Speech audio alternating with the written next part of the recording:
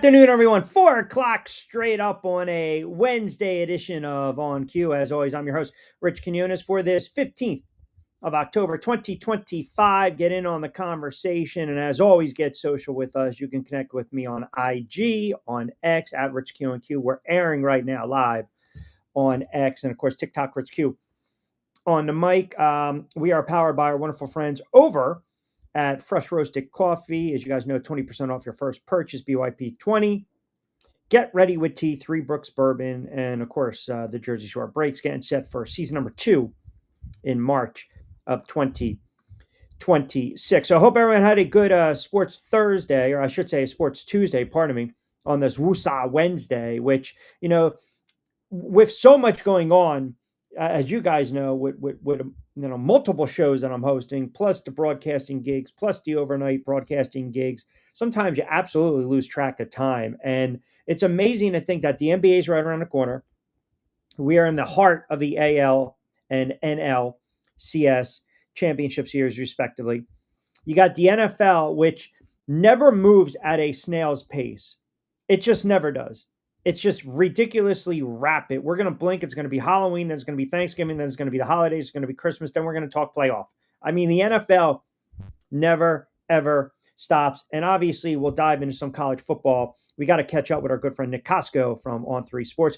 I want to get into this James Franklin situation, Penn State. Everyone thinks that, the next hire should be an easy one. And I also want to dive in a little bit today regarding, when we start to break down these conferences in the NFL, and we're talking about who is the class of the AFC, who is the class of the NFC. And as always, you can comment on the YouTube channel on X as well, and we'll read them off. Let me know where you're from. But I feel like this year, and this is almost like beating that drum that we typically do, it's just parity. It's constant parity in the NFL, and the NFL loves it. The commission loves it. The networks love it. But you still can't figure out what the hell is going on in the NFL. Take Monday night. 2 games that I basically was on the opposite side of. Atlanta, I'm saying to myself, the Bills are going to smoke them. That didn't happen. And then I'm thinking, all right, Washington, you're my rep to come out of the NFC, Super Bowl participant against the Denver Broncos, who are now laying almost 8 against the Giants on Sunday. And we'll look at the look-ahead line soon. But Buffalo played poorly. And then Washington uncharacteristically spits the bit against a Bears team that never really comes back late and wins those types of games.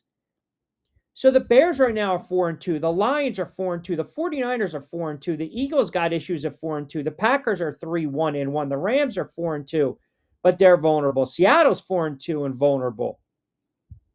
I mean, right now it's so hard to figure out who the heck is the class of the AFC. Who the heck is the class of the NFC?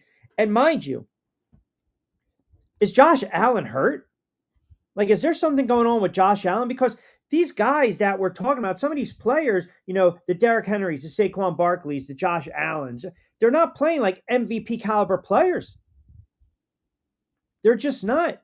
I mean, Atlanta's a tough watch, and yet they go up early in this game. They won 24-14.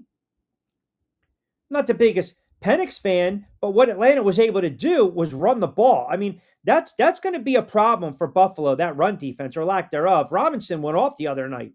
19 for $170. They were averaging 6.5. That's got to get cleaned up. And then you look at Washington, and all right, now you got a healthy Jaden Daniels. Everyone's looking at Washington take, again, that next step because they arrived a little early. I think we can all agree last year. And their season turned on that miracle Hail Mary against Chicago. Chicago went one way. Washington went in another direction. And that is a perfect example of a game the other night that Washington had no business losing.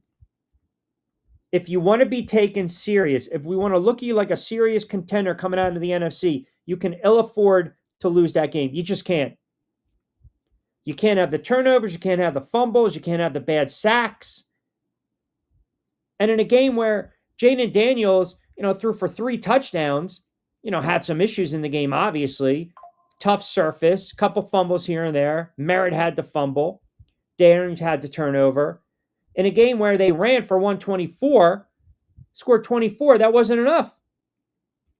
And I'll give Caleb Williams credit. That's a nice win by the Chicago Bears. It really is. I'm not the biggest Bears fan. I'm not the biggest Caleb Williams fan. But as I mentioned, you can't figure this league out. You just can't. You really can't. So we're going to dive into that a little bit today. And then, as I mentioned, Penn State firing James Franklin. I don't really believe this is like a shocking move. I mean, James Franklin has been a head coach that's been on the hot seat for it seems every single solitary year because he can never beat the big dogs. He never can. You know, when you look at his track record, when you say, okay, step up right now and beat the teams you're supposed to beat, he never does. He never has. And the fact that now you're leaving that $49 million on the table, right? That payout. So it's okay. Who's next in line? Like you're hearing names all over the place. Matt Rule. You know, I heard Deion Sanders' name, right? Manny Diaz, Will Stein, Terry Smith, Joe Brady. Matt Rule pretty much makes the most sense, which we'll dive in with Costco in a couple moments. But you also got to think about his contract, Nebraska. How's he going to finish? You know, they're playing well. Would you leave that job for a team or university, I should say, like Penn State? I mean, that's a lot of people believe if you don't, you're missing out on a major, major opportunity because it still is Penn State at the end of the day. Now, again, with all that being said, this is college football. And college football coaches are mercenaries, period. They will always look for the better gig. They will always look for the better opportunity. They will always take the better opportunity because they know the pros and cons. What's more appealing? Is it more appealing to restore pride in Nebraska or restore pride at Penn State? And I'm not going to suggest that Penn State's a bad football team, but they've had some bad losses. And they haven't been able to get over that big time hump. And that's always the problem. When you have a poor record against top dogs, never a good thing.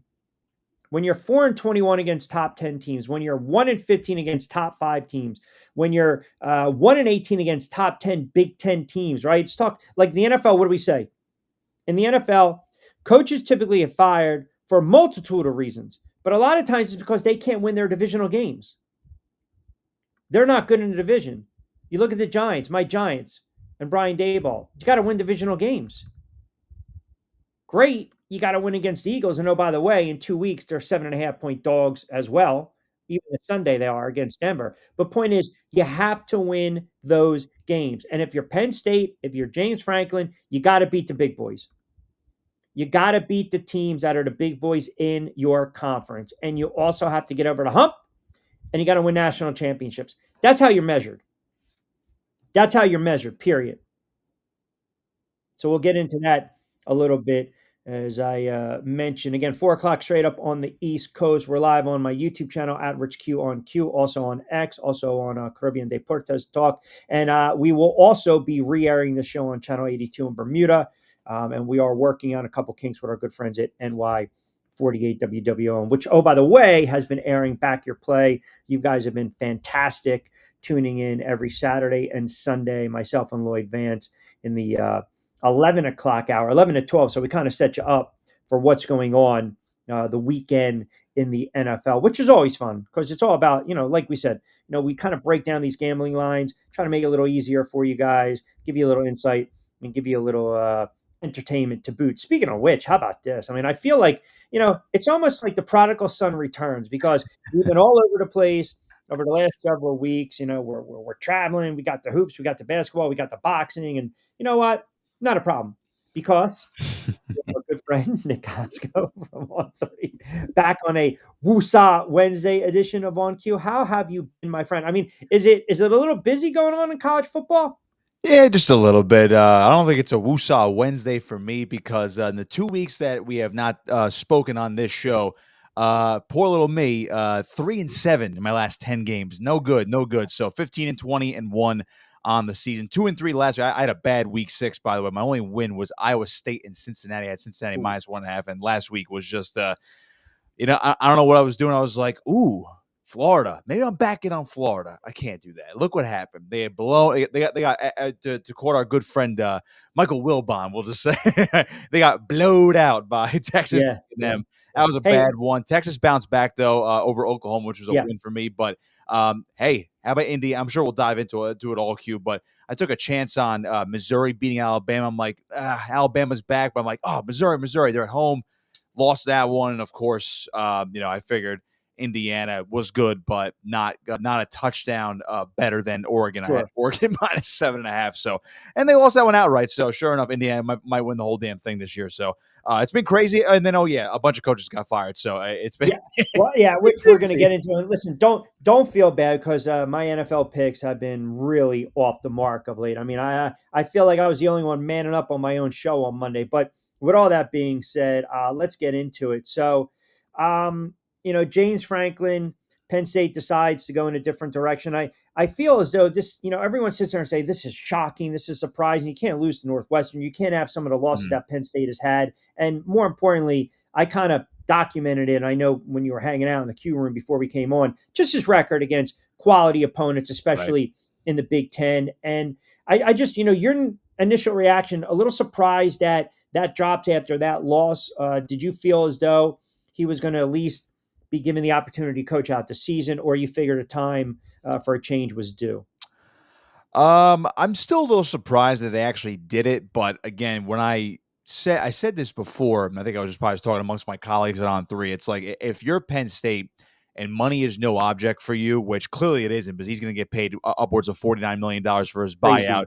unless he finds a new job, and then I'm sure they'll come to some sort of agreement. But not only that, you're spending upwards of maybe, and I'm just giving you rough numbers here, 75 to $100 million based on everything they're gonna have to shell out to the coaches. Like, what if they clean the entire coaching staff out? You look at Jim Knowles, who just came over from Ohio State, won a national title last year as the DC. He's there now. He's getting paid. I believe he was getting paid, $3 million a year, if memory serves correct. So his buyout's gonna be massive for a multi-year contract or whatever the case may be. So, I was surprised they actually did it. There were rumblings that it would happen, especially after they lost their third straight game. But it is amazing how much changes on a dime in college football. Where this team 3 weeks ago, I'm sure this has been spoken to ad nauseum, but this team's leading Oregon in the fourth quarter, and then all of a sudden, sorry, they were trailing Oregon in the fourth quarter. They came back, forced overtime. They were winning in overtime. Q, like they were on the doorstep of going 4-0, knocking off Yeah, Oregon. One of the other big boys of the Big Ten. This AP top 10 game that Franklin needs to have a rematch of last year's Big Ten title game, and sure enough, they end up losing in double overtime. Drew Aller throws that pick, and it wasn't necessarily all his fault. I don't want to break down the film on this one here, but according to what we reported, shout out to my guys Pete Nagos and Chris Lowe. They when they reported about what that locker room was like after that game, then going into the UCLA game, which they were getting killed until they had a late rally and then ended up still losing exactly. at UCLA. And then you lose just a it was soul crushing. That's the word they used, or the two words they were soul crushing after this 3 game stretch. So if you're Pat Kraft, I think you had to make the move. And, again, people have to realize, and I think we've tried to get this across, in all of our reporting and everything that we're writing about James Franklin and James Franklin adjacent. He wasn't fired because of these 3 losses, and he No, already it was lose. homecoming, Right. He accumulation.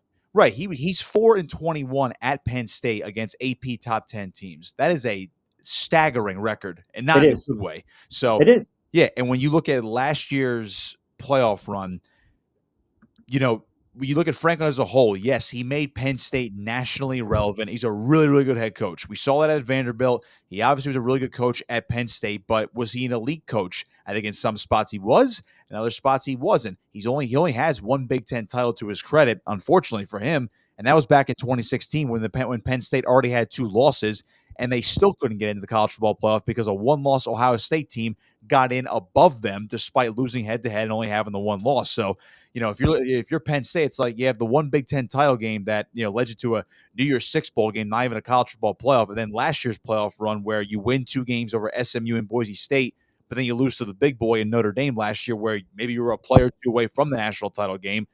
you're always left scratching your head, what if? So I don't blame Pat Kraft for making this type of move. I was surprised it happened in season, but I think at this point, Rich, if you were going to make this move on Franklin, like if you were going to, even if you were going to fire him mid-season, you can't do it after a win. And I'm sure, and I'll tell you right now, if they had beaten Oregon, they're probably 6-0. They probably don't fall off the deep end here.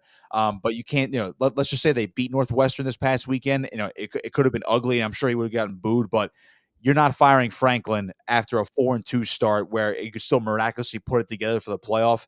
But because of that third loss, Pat Kraft was like, you know what? We sense this coming, so I think we make the move now, and then I'm sure we'll talk about the coaching search. So the wide net is going to be cast here.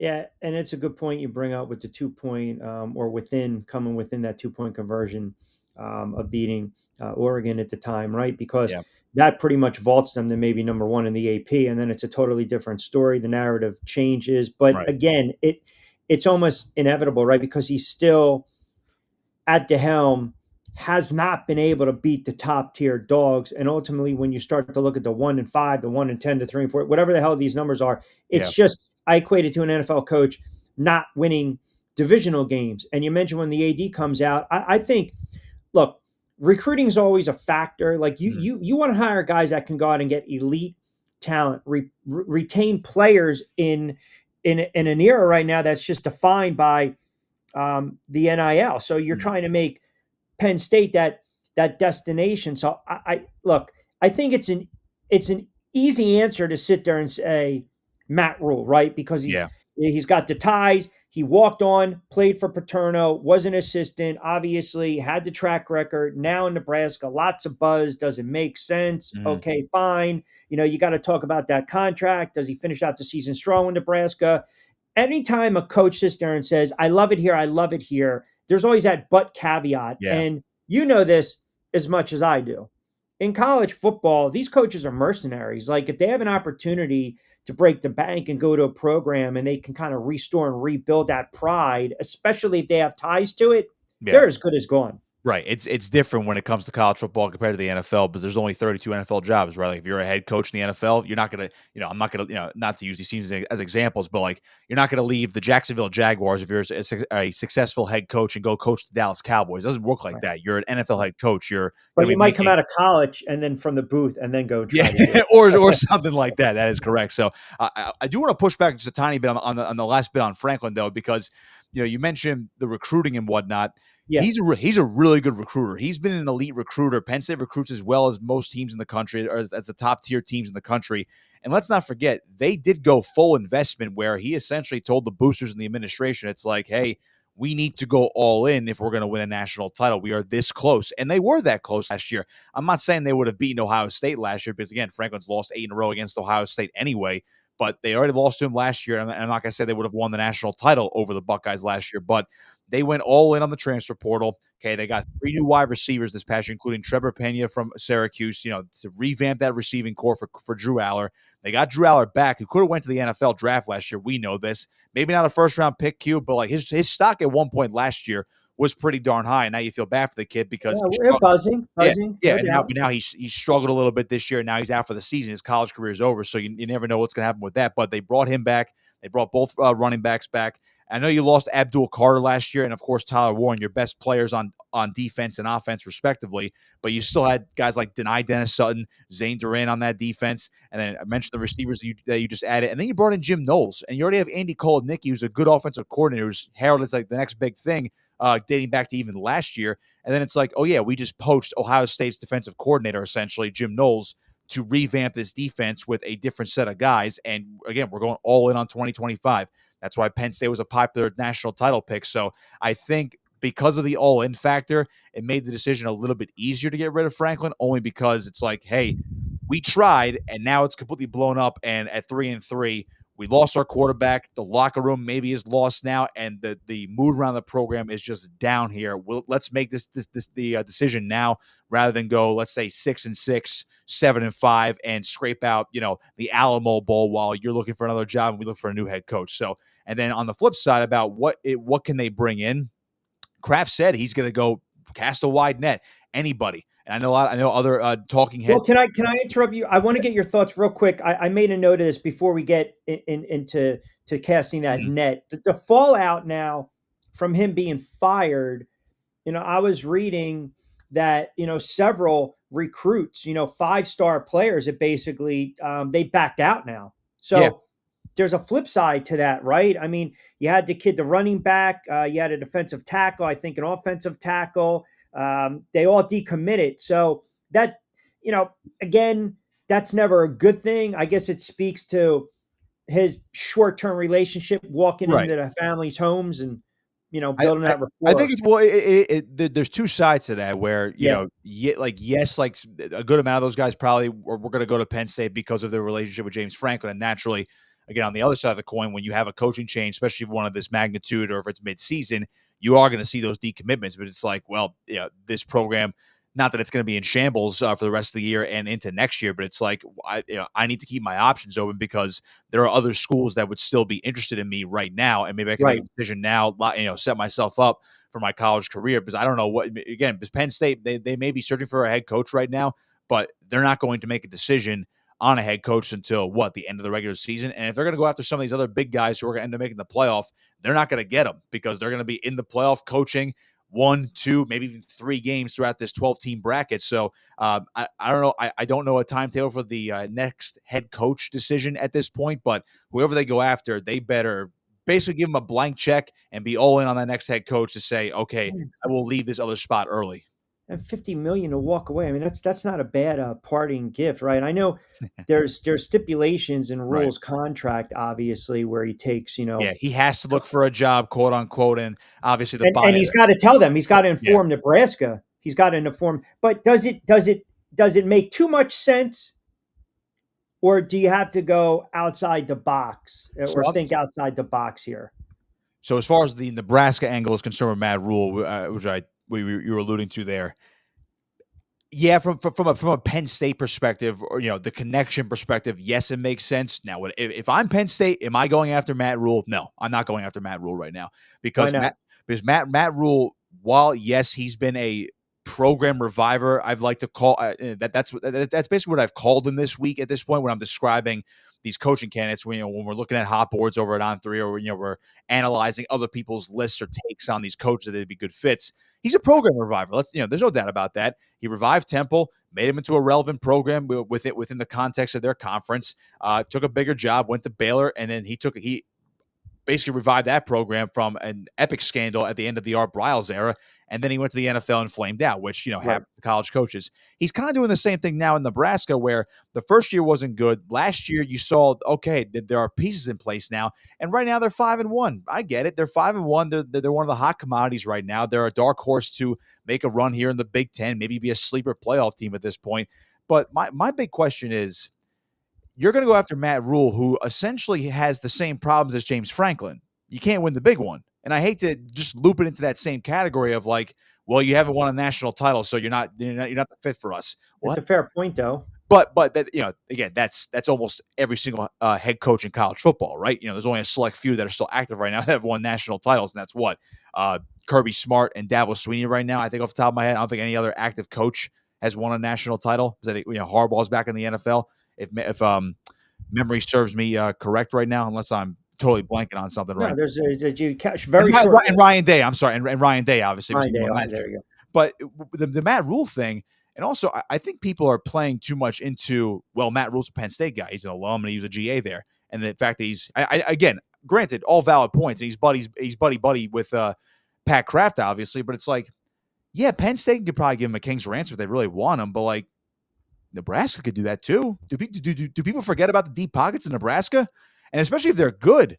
If Nebraska goes 10-2, and I think I alluded to our guy Josh Pate saying that earlier in the year. I'm just like, I can't buy into that. But they're 5-1 right now. Can you imagine if Nebraska goes 10-2?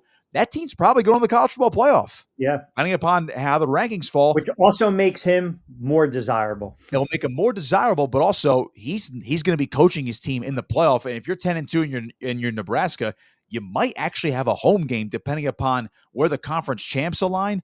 they might have a damn home game, Q, in the playoff in Lincoln, Nebraska in year 3. Talk about a turnaround. You don't Yeah. think Nebraska's going to say, we have a blank check. You don't have to go anywhere. We're now like, we are back to superpower status, but you're going to have Dylan Raiola back next year, right? He's only a sophomore. The quarterback's coming back next year, and you don't think people are going to want to go play for Nebraska at that point? Penn State, yes, I get the allure of Penn State, but it's like Nebraska also has a storied history where like they've been waiting for a national championship for a long time too. I feel like people are underplaying the fact that Nebraska would do whatever it takes to To keep keep him, Matt Rule. especially if he is that good of a coach in year 3. Yeah. Yeah. It's an interesting point you bring up. I listen. Now, not to cut you off, but granted, if Rule wants Penn State, he'll go to Penn State. Of course, of course, If of course. if the interest is mutual and he wants Penn State and he can't ignore the allure of it, he will go. But it's like, you don't think Nebraska could counteroffer and say, like, this is what it's going to take to keep, what's it going to take to keep you here? You don't think Yeah. they'll do it, especially if they're that good? I'll give you a couple names, right? I Mhm. mean, Terry Smith, obviously, right, because he's the interim coach. I'm not going Right. to sleep on him. I've heard No, a but lot. it only doesn't make sense because he'll be a quote unquote Franklin holdover, and I don't think the big That's swing or the big swing from Penn State or casting this wide net. Yeah, right. wide net. You have to go in your own backyard too, but I don't think that. Yeah, I don't want to call him a Franklin merchant, but essentially that's what he would Well, be being promoted to a full time head coach. yeah, it's one of the reasons that I would bring this next name up, but Mhm. then cross it off because it's not going to make the fan base happy. And you talk about not a holdover, but someone that was a DC under Franklin, Manny Diaz, right? But Yeah. you're talking about powerhouse coach, and then you got Will Mhm. Stein, again, very good offensive coordinator. He's in line, for that head coaching consideration. Um, they got fresh film on them, right? Because of the Yeah. win against Penn State. Here's another. Let me throw out kind of an outside. What about Joe Brady?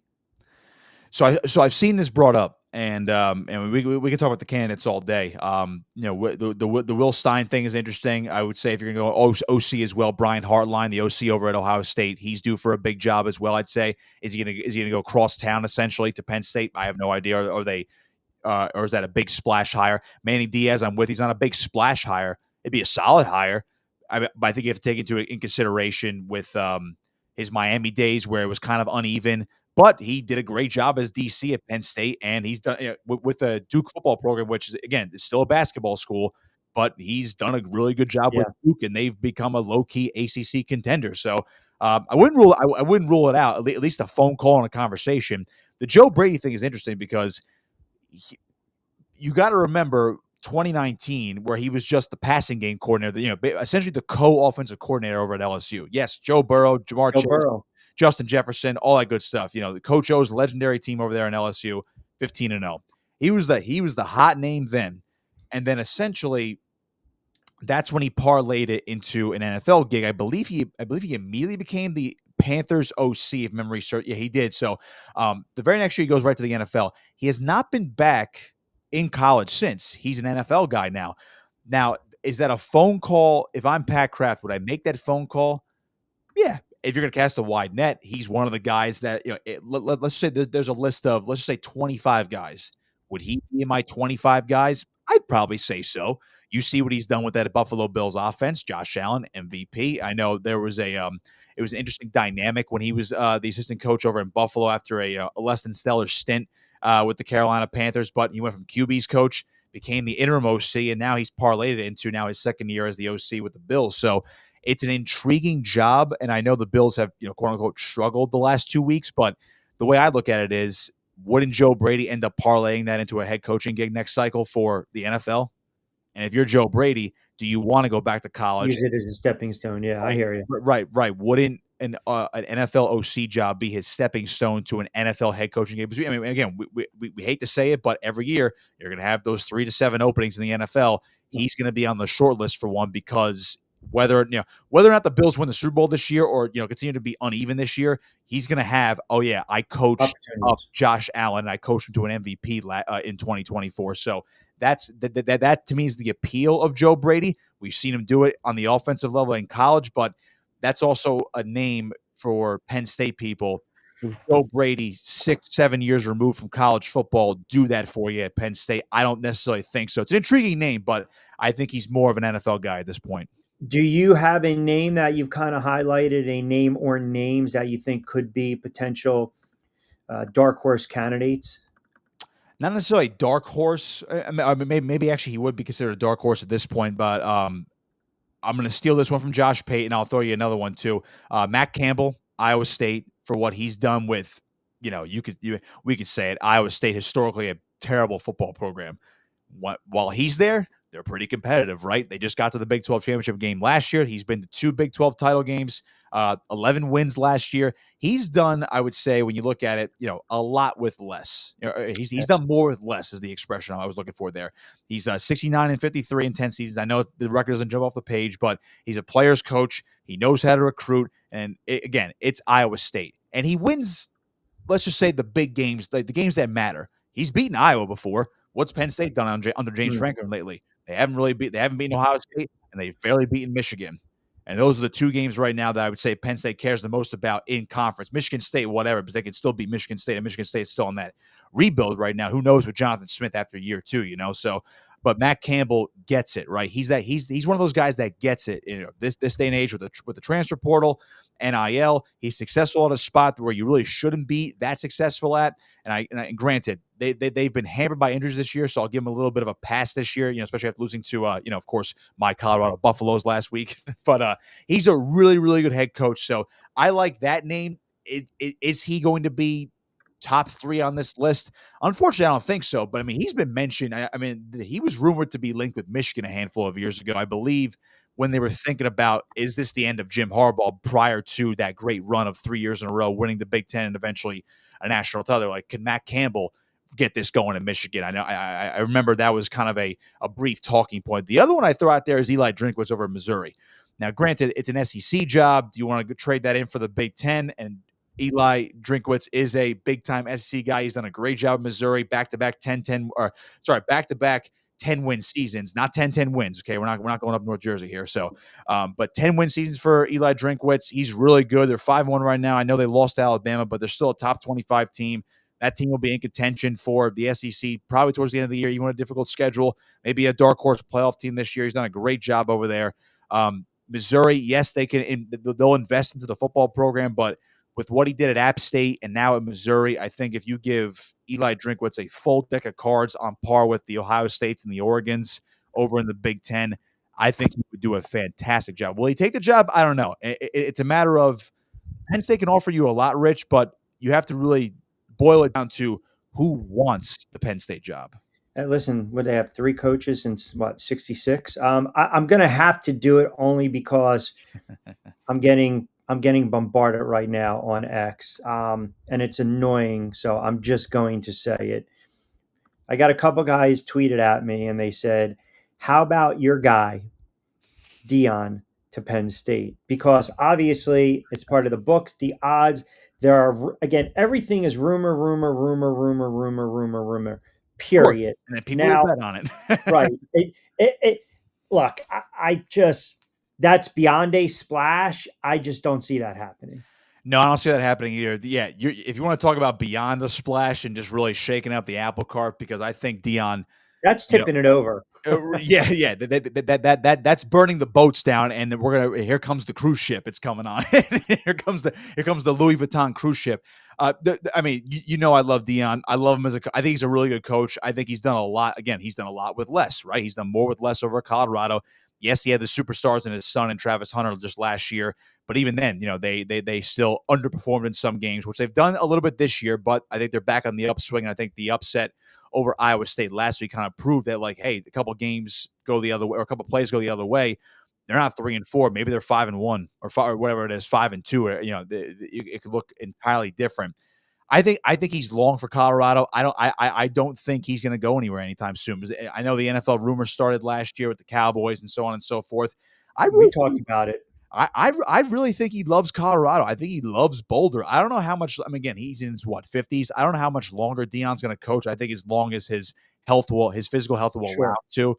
Obviously, he underwent surgery again last week for blood clots, and again, we always hope that he is okay and can battle through that. But this guy just beat bladder cancer. He's still, treating blood clots that are popping up in his legs and his feet. It really stinks for him. So I think that part of it, maybe I'm reading too much into it, is because he trusts the administration and all the doctors at the school and the doctors in the surrounding area for his physical well-being. I feel like Colorado is the place he wants to be and the place he's going to end up staying for a while until he decides to hang it up, or until he's, I hate to say it, but unless Colorado wants to fire him, which I don't see that happening anytime soon, as long as they have a competitive product in the field, because he brings the attention, he brings the fans in, he brings a lot of money to the area. He's great for Colorado.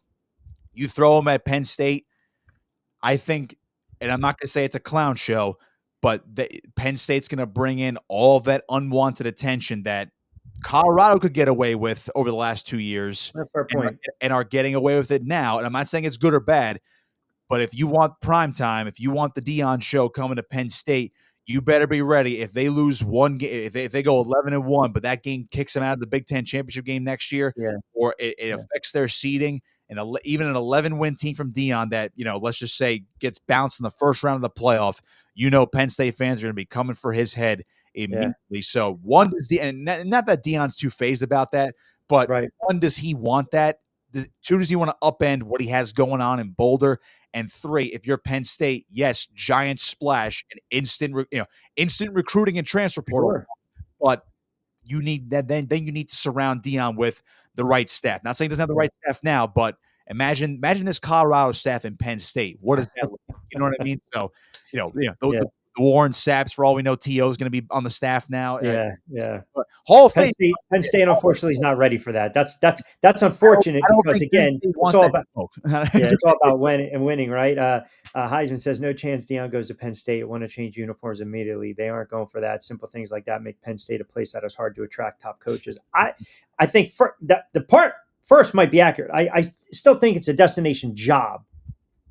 I do. I just think you have an opportunity to bring in a name and dominate in that conference. But again, listen, as you said, let's not sugarcoat it. Penn State is an elite job from the context of, if you're at State, if you're at Penn State, where are you going? Like, you can't do better than Penn State. Yeah. I mean, that's the way I look at it, just because of the administration buy-in and the investment. But there are too few jobs like that. Ohio State's one of them. Oregon's one of them right now, because again, the Phil Knight Nike money. And I know people have thrown out. I think it was from ESPN or something. We wrote it because of the absurdity, which was, I hate to throw her under the bus, but I think like Heather Dinich even said, like, Ryan Day, Kalen DeBoer, are they happy at the end of the year? And I'm sure it was being a little bit facetious, but it's like jobs like Ohio State, Oregon, Alabama. That to me, that's it. It's like Georgia. Jobs you do not leave unless you're going to the NFL. Unless you can't deny the pull of the NFL, you don't leave those jobs. And I think it's the same. The same goes for Penn State. Let's not forget Bill O'Brien was there, and he kind of steadied the ship a little bit after the Joe Paterno resignation and eventually his death and all that gigantic scandal. He righted the ship a little bit. People forget about that. I know they weren't nationally relevant in terms of just all positives, but he righted the ship, but he parlayed into an NFL job. And then it's kind of hard to blame him. Then they bring in James Franklin, and then over for 10 years, they've been nationally competitive. So it's like, you need somebody who's going to have that long-term buy-in, because if you get a guy like Bill O'Brien, he's going to end up going to the NFL. You know what I mean? Or, ironically, he's back in college with Boston College, but it's like, you're not going to, I personally don't think you're going to get the big wigs of like Ryan Day, the Dan Lannings, the Kalen DeBoers. Those to me are names that are going to be untouchable. A guy like Lane Kiffin, could that be your big splash? And I'm not reporting anything, not even speculating anything, but a guy like Lane Kiffin, let's just say this happens, because we know Billy Napier's on the hot seat. If you're Lane Kiffin, do you stay with Ole Miss, where you've been highly successful? And at that point, you have to say, can I get over the hump at Ole Miss, or can I do it at Florida? Or Penn, let's just say that's a polar. You talk. Listen, you want a polarizing name? That's a polarizing name. You want that big splash? If Lane Kiffin says, I've peaked at Ole Miss, and let's just say he has the choice between Florida and Penn State, that to me is the most intriguing hire they could make. Off the top of my head right now is Lane. Let me just say this in closing before we get to some of these games. Mm-hmm. You're talking about a coach in Franklin who spent 10 seasons. That's a long time in one place, right? Yeah. And again, just for the listening audience, yeah, you had the losses against Oregon and UCLA and Northwestern, but the handwriting was on the wall. Right. So Penn State and the boosters and the university, they also have to realize that you might have a little growing pains here and there, but if you're going to go out, you're thinking outside the box, you're making the bold hire, you're going to have patience with this. A lot of people would say that they were too overly patient with a guy in James Franklin. And I think, again, yeah, I think you can make that argument. Let's not forget, Sandy Barber, the old AD, she gave him a very friendly contract, basically on her way out. You know what I mean? So he was locked in for a long time. I think it was like a 10-year deal at the time. I think that was after the 2021 season, or it was in the middle of it. Because let's not forget, 4 years ago, this team was 7-6, and that's when he got extended. If you wanted that's to right. cut, yeah, if you You wanted to cut could have ties, done it then. it probably should have been then, right? You come off the COVID year where they were 4-5, weren't that? They declined the bowl bid. Like in 2019, they were 11-2 and finished top 10 in the country. But then the COVID year happened, and then 2021 happened. So he was a combined 11-11 in 2 straight, for 2 years. And then, then 11 wins, 10 wins, and of course the 13 last year, coming up just shy of the national championship game. But it's like, if you wanted to cut ties with him, it should have been 4 years ago. But because he signed that deal, it's like, okay, now we kind of have to like let this ride. And sure enough, they win I know it wasn't playoff appearances those first 2 years after the down year, but they won the Rose Bowl. Yep. They got to the Peach Bowl, and then all of a sudden they make the playoff finally and nearly get to the national title game. So it's like, all right, we have to ride this out. We can't make any rash decisions until what they just did this past weekend. So it is very interesting that he got that quote unquote long leash at Penn State. I guess it was time. That's what Pat Kraft said. I would say it was time as well, just based on what we've seen through the first 6 games this year. But still stinks for him nonetheless, and it was still very surprising they actually did pull the trigger, so to speak. And I guess before the games, I'll leave you one more name: Ed Orgeron. Isn't he looking for a job? Coach O, you want to throw a splash higher? Go Nittany Lions. Yeah, well, yeah, that's Just saying he's won a national. I'm just saying he's won a national title. No, I know they got plenty of time, and Franklin's Edo's a guy where maybe you have to go all in, and maybe you win a national title, but then you deal with a couple. You deal with some crap afterwards, but maybe he'll get you that national title. Just saying. Let's hit a couple of these games before I let you get out of here. I got to do Ole Miss and Georgia because of my guy. The handsome Jackson Dart, even Kiki, who's dead asleep right now, yawning on that one, just slinging it against your Philadelphia freaking Eagles the other night. I told you I like Jackson Dart. I did too, and I got hammered for it. And my man Scattaboo, Scat Man. That's right. They're unreal. As far as that game's concerned, there is no Jackson Dart. It's Trinidad Chambliss, by the way. Correct. And but that's not a bad number, by the way. No, 7.5. Georgia's laying 7.5. Because you look at it and you thought last week was going to be the week that Ole Miss kind of fell apart. Fell apart for the one game. Remember, I always told you there's always that one Lane Kiffin game, right? Yeah, you're going to have the hiccup. They were bound to lose to watch. Again, it was a weird 11:45 local time start for them, which is very odd, but whatever. They almost lost that game to Washington State last week.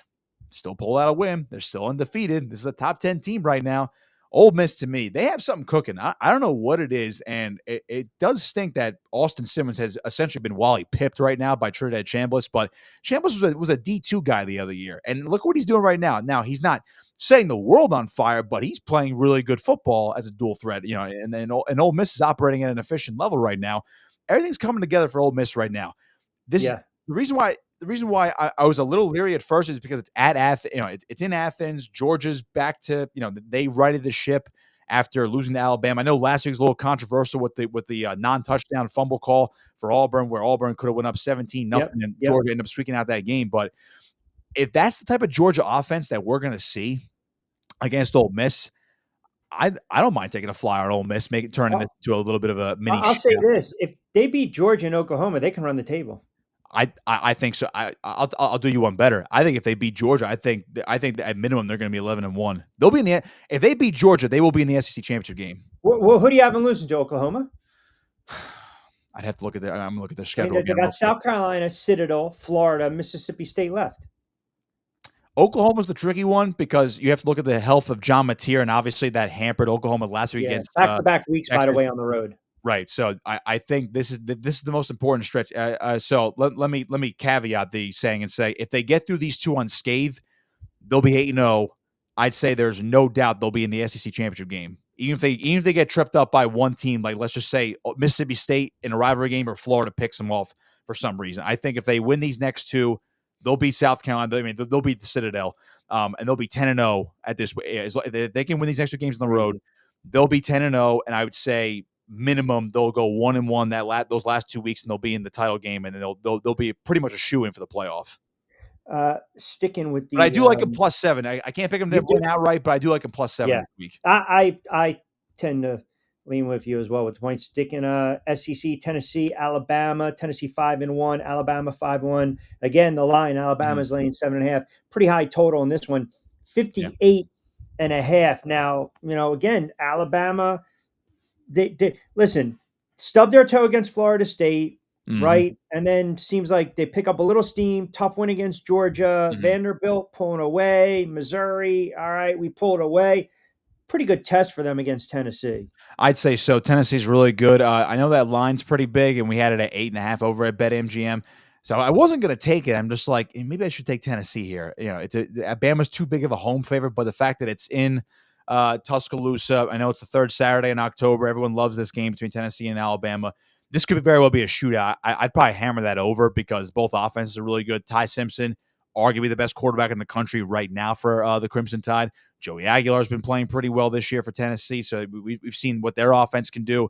I have a funny feeling. I have no idea why. I could easily see this game being, like one of those like 41-30 type of games. So they'll cover, they'll cover late, but it'll be a competitive offensive game. I do think Bama's defense is good enough to limit the damage, so to speak. So that's why I'm leaning Alabama -8.5 here.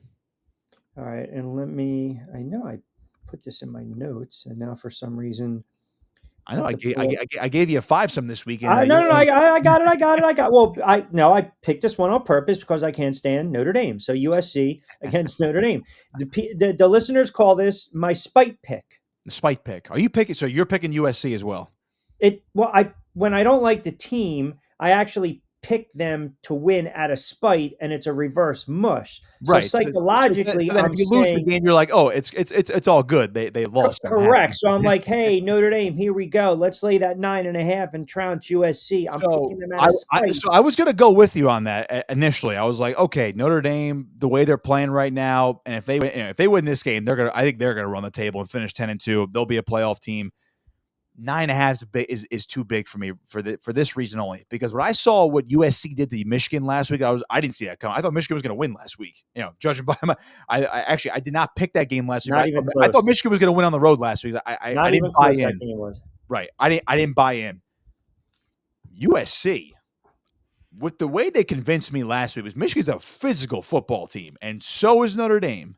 Granted, I think Notre Dame's offense is a little bit better than Michigan's right now because they have a more I know they're both first-year stars and quarterbacks, and C.J. Carr for Notre Dame and Bryce Underwood for Michigan, but Underwood's true freshman. Carr's been in the program for a little bit, and he's played better this year. He's played better than Underwood this year. He's played well this year. I think Notre Dame's offense is a little bit better, but that's also a physical football team that I think USC can match up with. Their offense is really good. Jaden Mayav has been playing really, really good. Makai Lemon, their top receiver this year, he's in the Bolitnikov conversation right now. Here's the difference. He's really good. Attack. They can run the football. Yeah. Yeah, I mean, Miller had what, $158. They average and it's funny they're down like 2 running backs, and yet they just churn out a good running game. So I like USC at +9.5. It's in South Bend, so I'm not going to pick them outright. But with that line, if I was taking money line, I'd take Notre Dame. But that line, Q, they're almost double-digit underdogs. I feel like this is going to be a close game. Notre Dame's due for another, nail-biting type of game like the first 2 weeks against A&M and Miami. What do you got cooking later on in the week? So right now, I have a podcast up right now at On3 Wrestling. I just had Virginia Tech head coach Tony Roby on. That was a good conversation. Having Princeton head coach Joe Dubuque on as well. That'll be on out on Monday. No football this week for high school. Wrestling season's right around the corner too. So a little Rutgers preview show next week, and I'll be doing dipping my toes into the Rich Q basket, little MMA Pro League next week. By the way, and can you, for the record, so the last 2 weeks, I said that. Do you have a couple minutes? I have one more minute for you. So here we go. All right. So the last 2 weeks, I mentioned I reverted back to our conversations on air, and I said, well, even Costco was wrong with this. And then all of a sudden, everyone turns around. They're like, you're crushing Costco. You're killing him on the air. He's not on the air to defend himself. He gives us great content, excellent knowledge. We love the passion. We love the food talk. He comes in a discount premium rate, all this other nonsense. And I said, whoa, whoa, whoa, whoa, whoa. I said, that's my guy. I said, I threw his name in the hat for a gig because I'm not available. Now, That's for right. the audience that Hey, I'm gonna tip your cap to that. I'm but very that's what I'm appreciative. saying. Listen, it's Yeah. not a Hey, we look, help each other out. that's That's what it. we do. But the audience sitting That's here all we saying I'm do. taking shots at you, and I'm like, I'm trying to get this kid to another level. What are we That's talking right. about here? Hey, and making a little MMA commentating debut. I believe Jim Miller will be my color commentator. I have to He double check will. on that. So He there you go. will. So I'm Is excited that for this that. weekend? That is the 25th, so it'll be the following Bro, set, I yeah. have my every Oh, I weekend know. is like booked out. Yeah, So interesting little it'll be a tidbit. long weekend next week 'cause I got high school football on Friday, a little Delsey mainland action, Okay. and then I got, the, MMA Pro League up in, North Jersey on that Saturday night, which will be fun. So, a lot of stuff happening, and then the following week, wrestling starts. College wrestling's back in Nice. action, All-Star Classic, and, Rutgers will have their, season opening quad the first weekend in November too. No, that's a good promotion. Honey does a great job. Jim's a great dude. Very, very entertaining. His own His Jim Miller. yeah, analysis is great. And what's interesting, he holds the UFC record for most bouts, most total wins, most wins in lightweight division. And I'm just hoping he's on he's a UFC lefty. 400. He's a He's a lefty? Oh, lefty. that I didn't know. Yeah, so that you might want to make a point of reference sometime because that caught me off guard too on the air as well. Well, look, man, I know you're gonna absolutely crush it, and always appreciate a couple moments. We'll definitely give you a follow on social as we typically do, and we're enjoying the content that you're doing with the podcast. So keep up the great work. And again, I just had to get it on the record because these guys were Yeah, of killing me. course. We'll put it out there for the listening audience. Yeah, Appreciate you, Rich. Thanks, man. all right, brother. Be well. Take care. All right, there you have it. Our guy Nick Costco does a great job and little tight on time today. Gave us some great. I mean, Costco was on for 40 something odd minutes. Gave us some great stuff. A lot of NFL conversation on the other side. Gigi wants to talk about some of these trade deadline. If the Giants are going to make a move, the Jets are going to be sellers. Which teams are going to be buyers? I also want to get into a little bit of these teams that I mentioned, AFC, NFC, right? I don't like to say fraud teams, but some of these teams are flat out, they're not legit. I'm looking at them right now and I'm saying to myself, there's no way these teams are contenders. They can't be after what we just saw over the last several weeks. All right, quick timeout. We'll come back on the other side. I want to remind you, we are powered by our good friends over at Get Ready with Tea, fresh roasted coffee, 20% off your first purchase, BYP20, Three Brooks Bourbon, and of course, Played Against Sports in Mount Laurel and also in Deptford. All right, quick timeout, 4:45. We'll come back on the other side.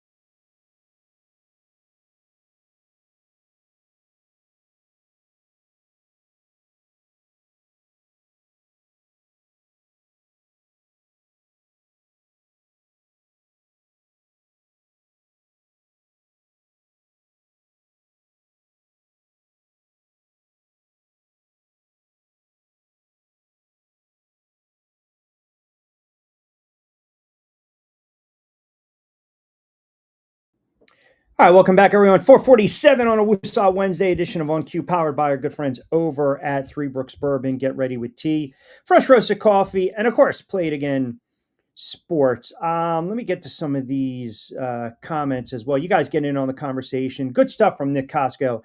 Kind of opened the show, a little bit of the NFL, went to college football. We're going to repost that spot with Nick talking about James Franklin, Penn State, some of the candidates as well. Let's get into what you guys are saying on Facebook as well as X on the YouTube channel. My man Scott chimes in. Cute. What's up, my man? How you feeling about the Bucks top of the NFC, Colts top of the AFC? The parity is awesome right now, but I have a bad feeling the Chiefs will be there towards the end, man. So, couple points. We were looking. Let's start with the AFC for a second. Let's start with the AFC. Prior to the season kicking off, when you look at the short odds, we were looking at Kansas City because they're Kansas City and they're coming off a Super Bowl loss and they won it before. Cincinnati because of Joe Burrow. We figure they cleaned up the defense. Baltimore, which, let's be honest, folks, I think we all spit the bit and got it wrong with Baltimore. They had the shortest odds to win the Super Bowl.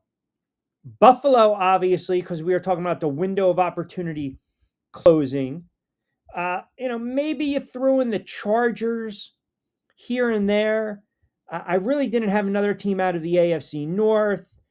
Denver was maybe my sleeper pick. New England maybe creeping up a little bit. But other than that, once Anthony Richardson, you have all these issues in Indianapolis and Daniel Jones comes in, I think we were still waiting for the other shoe to drop. Now, they're 5-1. They can run the football. They play good defense. They can score a lot of points. They're going to get tested against the Chargers. 5-1 is a great start. They're going to be a playoff team unless they have this colossal collapse the latter part of their schedule. Kansas City, Jacksonville, Seattle 49ers, Jacksonville. It's what happens is some of these teams, when they start to bank these early wins, they're 5-1. They need to get to 10 wins. They need to get to 10 wins. They're going to get to 10 wins. They're going to beat the Titans. They should beat the Steelers. They should beat the Falcons. The Texans, they got them twice. That's 10 right there. I think I mentioned that in Jacksonville, they got them twice. Maybe they split. I'm not 100% sold on the Colts because I've seen Daniel Jones throughout the course of his career. Yeah, they won a game on the road in the playoffs against Minnesota, and Daniel Jones was brilliant. To your point, Kansas City's Kansas City, and did I write them off a little too fast? Most likely, yeah. Baltimore has all the injuries. Their defense is historically bad. And then we turn around and we watch Buffalo the other night. I mentioned this, if you guys missed the opening, is Josh Allen banged up? Josh Allen is not playing like an MVP. Now, their run defense is very suspect. You got Robinson running for $170. That kid's still running for Atlanta. The Buffalo Bills need to clean up their run defense.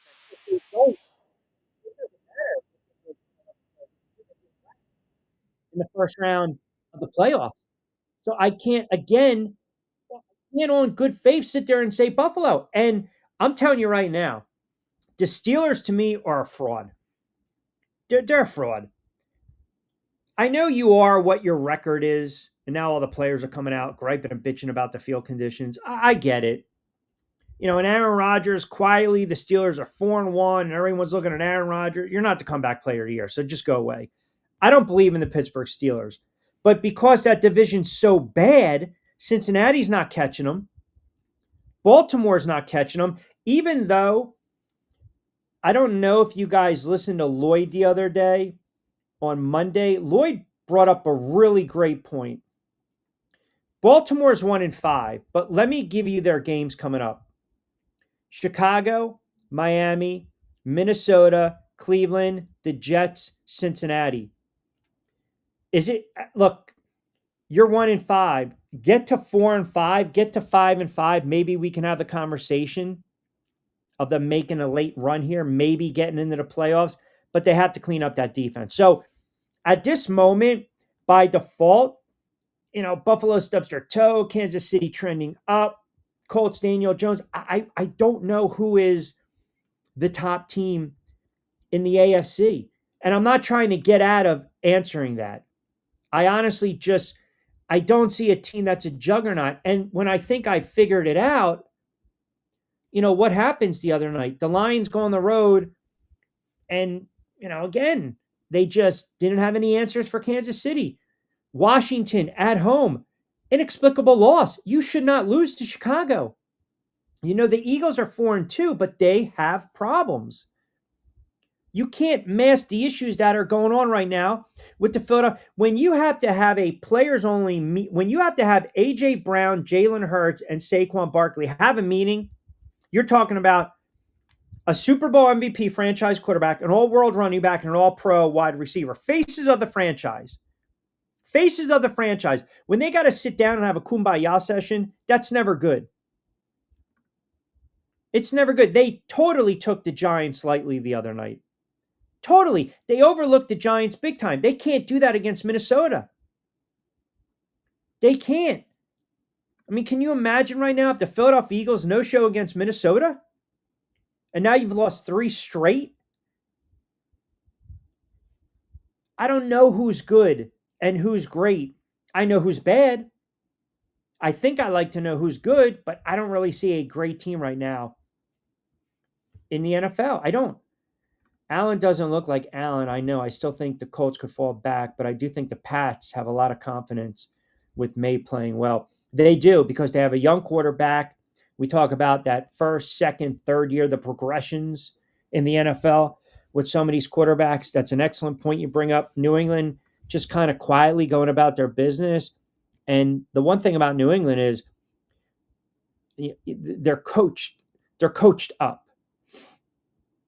They're coached up and they're playing with confidence. And that quarterback's making just some ridiculous throws. He really is. He looks the part. Now, I'm going to caution the Pats fan out there. The big win against Buffalo, that was a nice win. They blew out the Panthers. They just got by the Saints. And it's not easy to win in the NFL week in and week out. If we want to take them serious, what do they have to do? They have to go on the road and they have to absolutely pound the Tennessee Titans. But they have the Browns coming up. They can easily be a 6-2 team, which is going to put pressure on who? The Buffalo Bills. Yeah, I still believe some of these teams are going to be very aggressive at the trade deadline, right? They're going to be very aggressive. There are teams that need to make moves. There are teams that have to shore up their defense. I think it's a little too late for Baltimore, even if they go on a run. Kansas City's going to look for another weapon. They're probably going to add another pass rusher. Buffalo, you might look at another edge rusher. You might look at the linebacker spot. San Francisco's banged up. I didn't even mention the 49ers. I still look at the 49ers and, Madman's a big-time 49ers fan. I said beginning of the year, if healthy, they're going to win 10, 11 games. They're going to win 10, 11 games. They're 4-2. They could have easily won that game against Tampa Bay. They should have won the game against Jacksonville. Tampa Bay game just got away because Mac Jones had the turnovers. And they had the picks and the fumbles, and Baker was Baker. But now you got the Falcons, the Texans, the Giants. Those are all winnable games. So now you're staring at 7-2. They're going to be right there, right? But you're right, the way things have played out this year, it's hard to tell if the window for some of these favorites has already closed. Changing of the guards is what I guess I'm saying, Q, but who steps? I got to say I'm enjoying it. Yeah, I don't know who's going to step up. This is what makes the NFL so unique, because the NFL is a 17-week season. And your season can be over before it even starts. The old expression, it's getting late early. 1-4, 1-5, 2-4. It's almost like a death sentence. 0-3, 1-4, 1-3. It's hard to come back from that. But 4-1, 5-1, 6-2, you put yourself in position to make the playoffs. You can have a loss here and there. It's not advantageous, but you can stub your toe a little bit and win 10 games. Parcells used to say, you break down the season in halves. You break down the season in halves. You go 5-3, 5-3, 10-6 back in the day, typically gets you in the playoffs. Now, a little bit has changed. We added the other wild card teams, right? So for some of these teams right now, they're off to a really nice start. And there are some teams that we look at them and say, well, they might be 4-2, 4-1, 3-2, but they're leaking oil. I just I don't believe Aaron Rodgers will last an entire season. I just don't. I don't. I just don't think he's going to make it 17 weeks. Now, what Pittsburgh has done, he gets the ball out of his hands quickly. He moves around a little bit. He's got some escapability. They really haven't run the ball well. I mean, they're averaging about 3.2 yards a carry, but they've rolled him out a little bit. They're keeping him out of harm's way. And because you got a 41-year-old quarterback. Now, the Jet game, again, early on in the season, he got sacked 4 times, but he also threw 4 touchdowns. You follow that up against Seattle, which I think is a very good team. They get to the quarterback. He was sacked 3 times. Since then, he's only been sacked twice. So now you're seeing tight ends come to chip. They're doing a little more max protect, and we know Aaron gets the ball out fast. So that's why they've kept him upright. If that line starts to collapse a little bit, he's not going to last 17 weeks. Eventually, the Packers have a good pass rush. Indianapolis has a pass rush. The Bears showed a little bit the other night. They're going to win probably 10 games, 11 games, but I'm not a fan. I'm not a believer in Pittsburgh. I don't. I'm not a fan of the Steelers coming out of the AFC North. They are, because it's such a weak division, and all these teams have just gone upside down, right? Upside down. B chimes in. Q, did you see that Daniel Jones was mic'd up and he didn't say a single word? Because that's Daniel Jones. I mean, he just, listen, it's Daniel Jones, believe it or not, is a good quarterback. He had his moments with the Giants. I remember Daniel Jones's debut when he started against Tampa Bay. He had one of the greatest debuts you'll ever see from a quarterback. It was magnificent. They were down 17 points in that game. They had absolutely no business losing in that game. And I remember that season. They started 0-2, and I'll never forget, Adam Shine at the time said the Buffalo Bills ended Eli's career. And for all intents and purposes, they did. That game that Daniel Jones started, they were down 17 points in the fourth quarter. They were down big in that game. And he's making throws. He's moving around. He's scrambling. He's throwing off, just running to his right across his body. He was electric. He was absolutely brilliant. He threw for 330 yards. And then he had the 4th down scramble. He was sacked like 7 times, but he showed you the talent. It was there. Played well his rookie season, then regressed, had the injuries, came back, played well, and then regressed, had the injuries, and this is after they paid him. He wasn't meant to be a successful quarterback in New York. I think coaching had to do with that. I think the offensive line issues had something to do with that. But I think now he's found a home, and he's a good quarterback. Steelers don't scare me to win it all, but I want to get in front of that big boy Washington come playoff time if they get in. Look, they can run the football. They haven't been able to do it. They got to do a better job. And I think they have to figure out a way to run it more, is my point. Like, they've had games where they have a moderate of success, but they just haven't had games that you're not going to win many games in the NFL averaging 3.6 yards a carry. And I said they do run the football well. They don't run the football well. They have to run the football better. They have to. If they don't, they're going to have massive issues, especially when the weather turns. And you know this. Playoff football, run the football, get to the quarterback. And let your defense make plays. They have to do that. If they don't do that, they're going to be one and done. People will say, well, it's a great story, Aaron Rodgers. Here we go. AFC South, Jacksonville and the Colts right now. AFC West, New England's putting pressure on Buffalo. And then AFC East, New England's putting pressure on Buffalo. And then the AFC West, I still believe Denver's going to come out of that division. I'm standing by that. I see that they're going to honor Thomas, who passed away. Uh, Not a good spot for the Giants right there on the road, laying Denver laying 7.5. I think that's ballooned up to 8. It's a very low total, 40.5. As far as the NFC, 2 weeks ago, a week ago, I said Detroit. 2 weeks ago, we said the Eagles. I mean, Detroit, they're so hit or miss. I mean, they can score points. We know that. They can score points.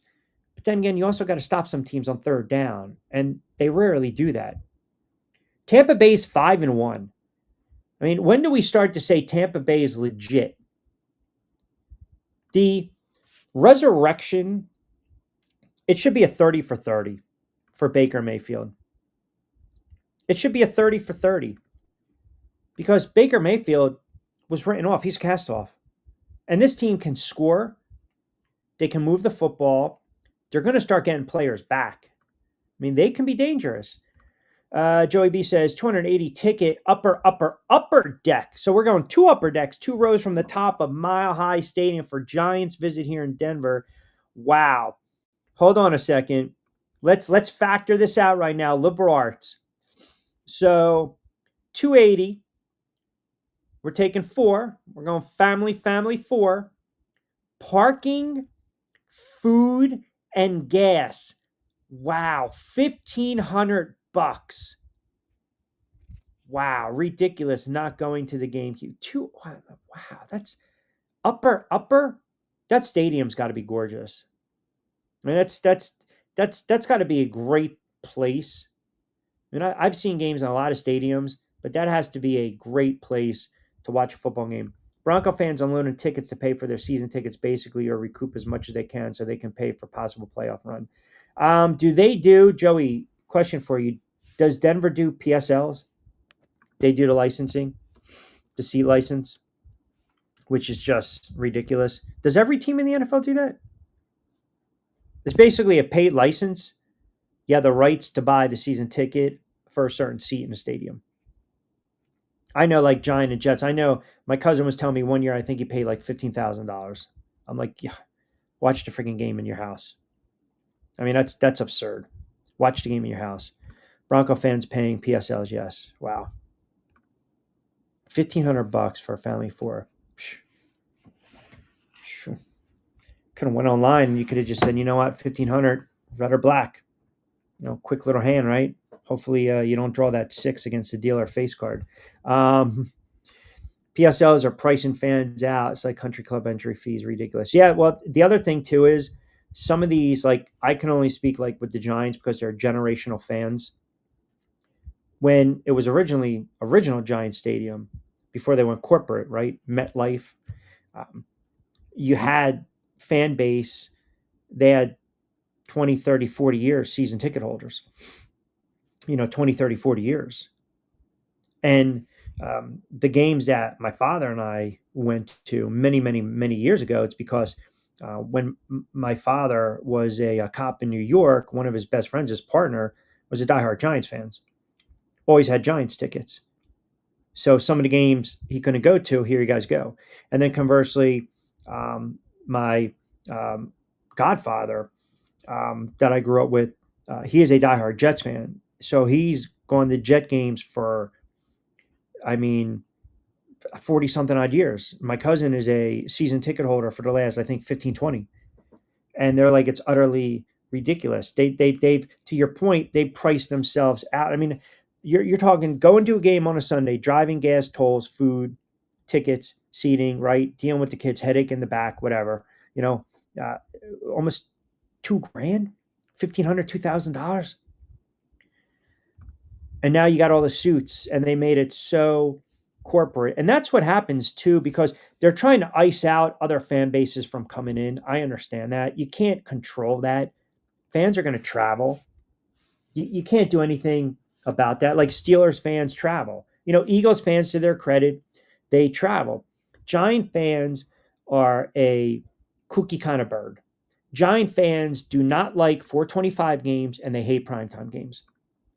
1 o'clock games. Nobody wants to get out of friggin' that tunnel or get on starting to, you get up there, a 425 game, you got to leave the house at 11 o'clock. You know, the traffic on 16W going up to Rutherford.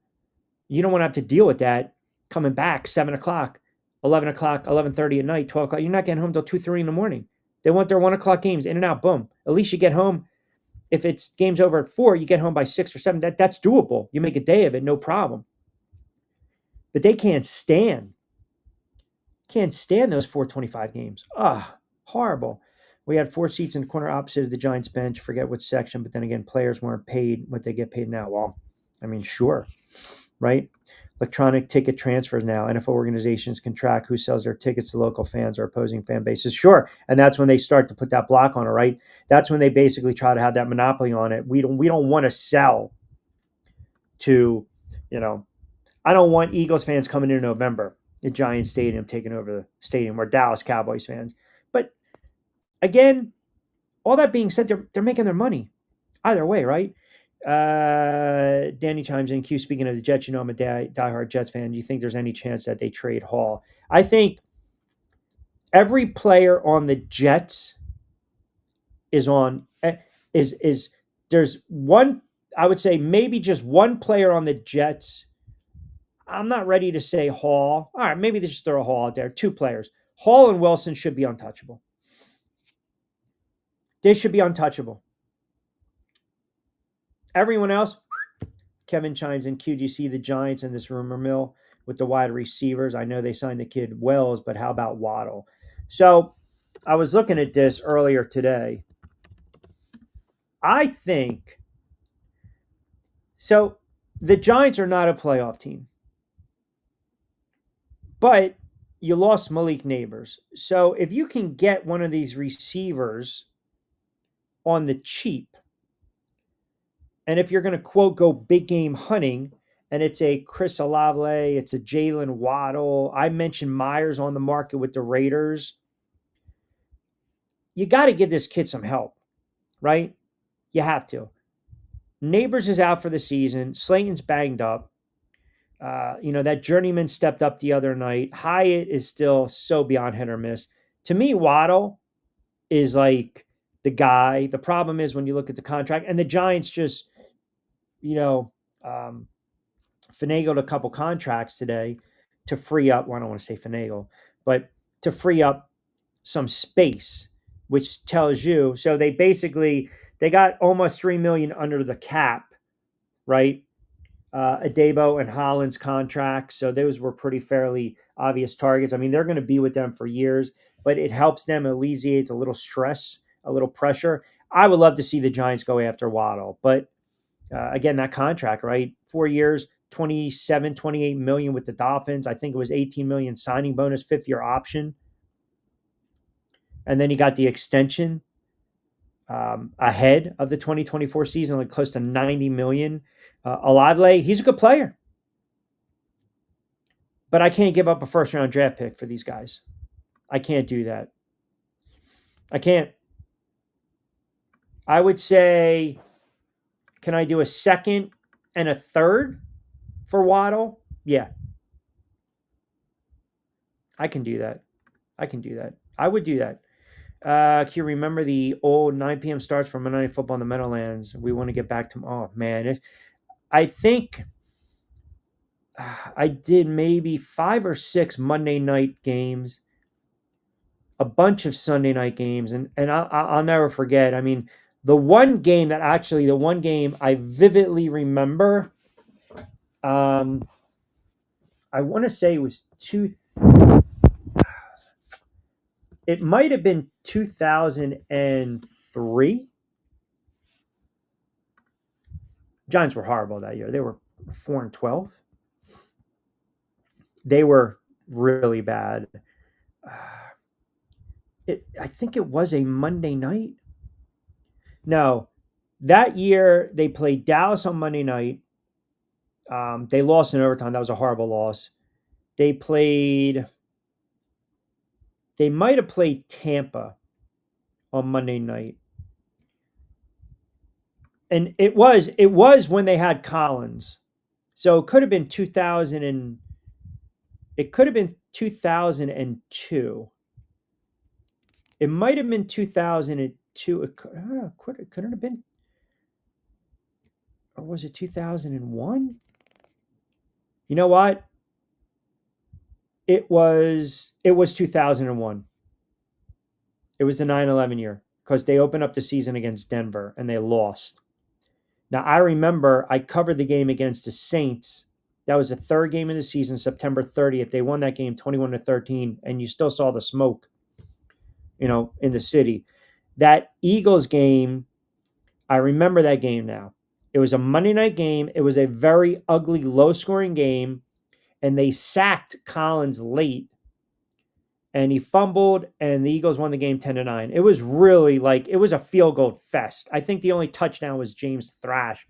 But why I remember the game is because there was a flyover, and everything was restricted. Everyone's looking around like, you got to be kidding me. They did the same thing when I covered the Saints game, and we were on the press box. And at the time, you really didn't have the cell phones. You had the phones, so you saw a lot of the older heads kind of go and grab the phones, and they were calling their houses.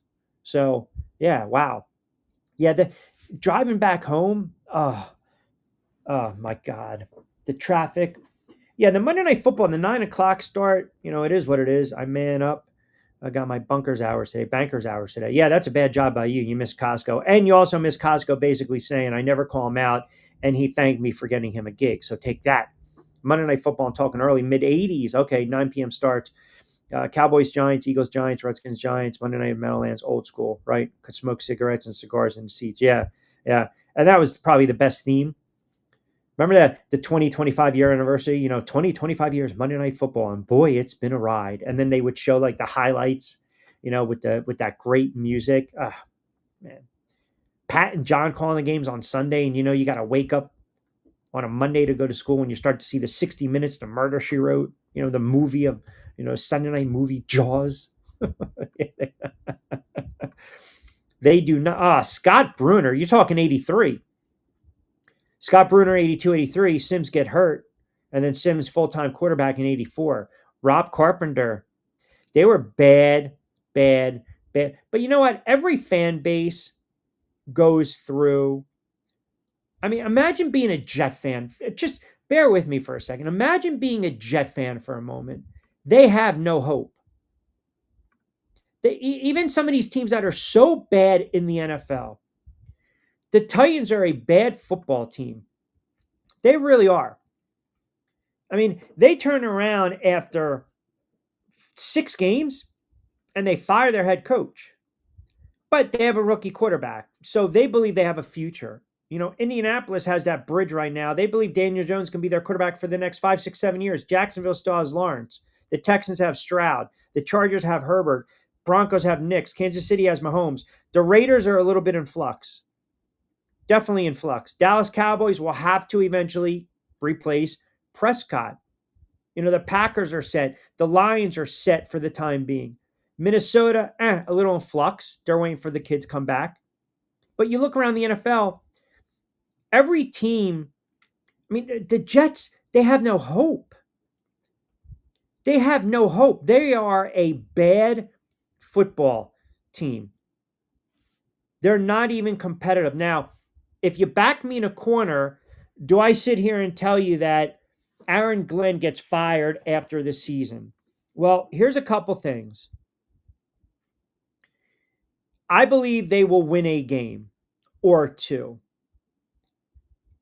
But what do you do in the rest of if you're 2-14, 2-15, and you're getting blown out and you're not even competitive, and your head coach is defiant with the media, and your head coach is talking himself out of a job. Your head coach, in one breath to open up the presser, says the quarterback has to play better. Then when he's pushed upon it, would you consider benching the quarterback? He turns around and his reply to Connor Hughes is, come on, that, in essence, that's a dumb question. Why would you even ask that? Well, dude, you just turned around and said Justin Fields got to play better. Aaron Glenn keeps talking. He's going to talk himself out of a job. But you also don't want to be that fan base that hires and fires and hires and fires and hires and fires. You don't. You don't. No, no, no. So hold on. Pardon me. Figured it out. It's lit, which means we're good. That's why there's been no issues. We fiddled around a little bit. We just, you jiggle it. You just jiggle a little bit, Joey. That's what we did. No, there's no change in the Death Star mic. We are good to go. I'm happy that the red light is on. We are good to go. There will be no changing of the Death Star mic, even though the Giants might win 6 or 7 games. Mike in Ohio chimes in. Q, anything new on Cleveland Brown, the quarterback situation? I'm hearing that Deshaun Watson is making great progress. Laugh out loud. Are you kidding me? Apparently, he is. He is. That's crazy. That's, man. Can you imagine if Cleveland eventually, Deshaun Watson, gets the green light? Deshaun Watson is not going to play this season.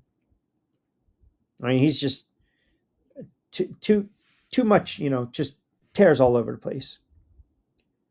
So Cleveland's quarterback room without him, right, in the offseason, they acquire Flacco, Kenny Slim Pickett, no longer in Cleveland, by the way.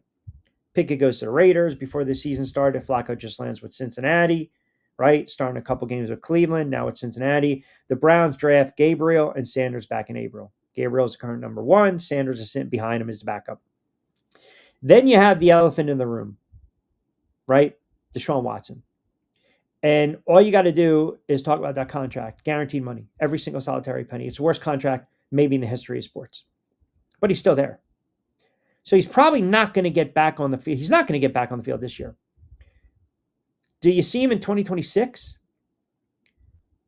So right now, you got 2 young kids there, and you got Watson who's holding the bag.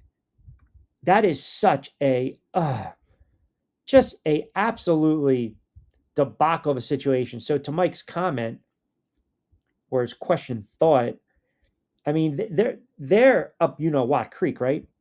Yeah, jiggle it, jiggity. That's what my wife said 20 years ago, and now 2 kids in college.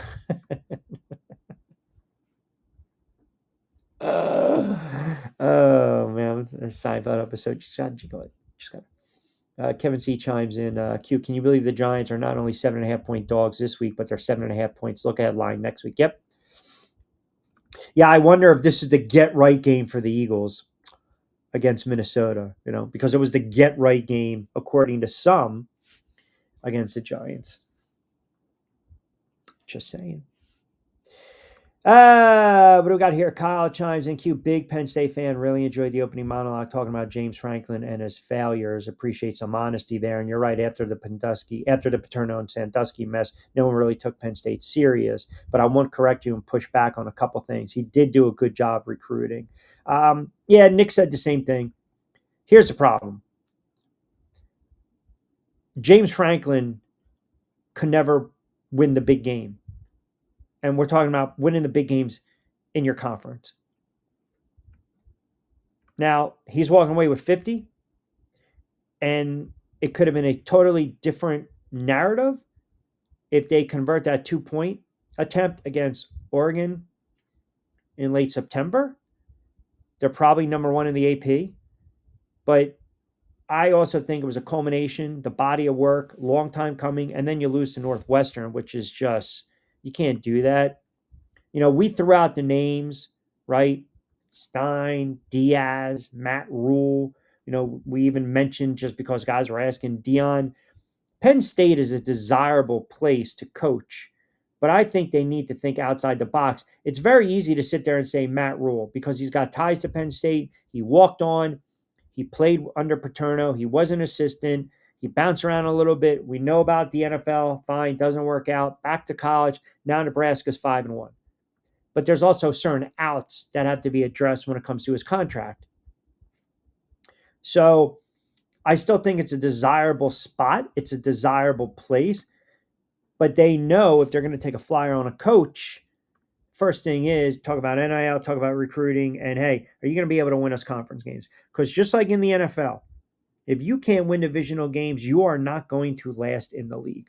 All right, 5:25, quick timeout. A lot more comments coming in. We'll read them off on the other side as well. More NFL talk. Who or what or which team right now do you guys believe, AFC, NFC, who's legit? I mean, hell, we're pretty much a third in the season in. Like, which team is legit? You take a step back and you say, these guys are legit. They've got staying power. They're going to make a run. Here we go. Scott was talking a little bit about the Colts. Think the Chiefs might be there in the end. Got some guys talking about don't sleep on the Packers. The Lions are still a good team. So let me get your thoughts on that. Quick timeout. We'll come back on the other side.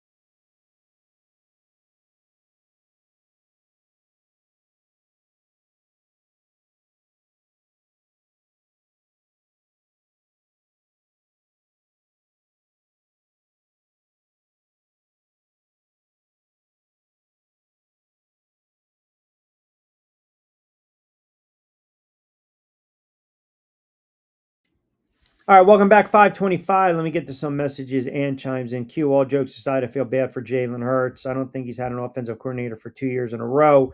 Yet his record as starting quarterback is exceptional, 50-21. Does he have the eye-popping stats? No. He's got a winner's mentality, and he's unbothered by the BS surrounding the Eagles. I think they're going to be okay. I don't really have a thought right now on the Eagles going forward because I still believe there's some issues. Now, Patullo's on the hot seat. It's pretty evident. But the obvious conversation now is that's a Nick Sirianni hire. So how much do you start to look at Nick Sirianni now? He's got carte blanche because you won a Super Bowl, right? And I think that he's going to say all the right things, right? They're going to talk about, we're going to fix it. We're going to get it right. We've got the weapons, blah, blah, blah, blah, blah, blah, blah. But you're starting to see the shortcomings of this team. And if they are, who we think they are heading into the season, you go on the road against Minnesota. You're still not sure if it's J.J. McCarthy dealing with the high ankle sprain. Is it going to be Carson Wentz who's dealing with a shoulder injury? If you are who we think you are, whether it's Carson Wentz, J.J. McCarthy, or friggin' Fran Tarkenton, or Wade Wilson, Philadelphia Eagles better go on the road and smoke the hell out of the Minnesota Vikings. Like, this game should be, as my father would say, rake the lawn. Rake the lawn. Seriously, rake the leaves. Go out there. It's 21-6. It's 28-3 after three. The game's over. The game's over. When we talk about offensive ineptness, the Eagles, this is a team in the past, they were really good at converting third downs. And against the Giants, they were 1-9. So they're converting right around 32% on third down. So which means that their defense is going right back on the field. They're punting. They're giving the ball up. There's no time of possession, no TOP. So that's ranking at the bottom of the barrel, 27th in the league. So we know the offense has issues. They want to try to force feed it to AJ. They can't run the ball with Saquon. The offensive line is banged up. They're not really trying to go over the top. But then you got the defense. And maybe there's a little bit something to be said here, right? Because that number one defense last year, okay? Last year, they were number one in the NFL. Now you got a unit under Vic Fangio that's ranked 21st. 26 against the run, 12th against the pass, and they're tied 25th in the league with just 9 sacks. You guys came on prior to the season, said they're going to be fine with their defensive fronts. They've got depth. They draft well. They got edge rushers. And I said they're going to lose something on the defensive side of the ball.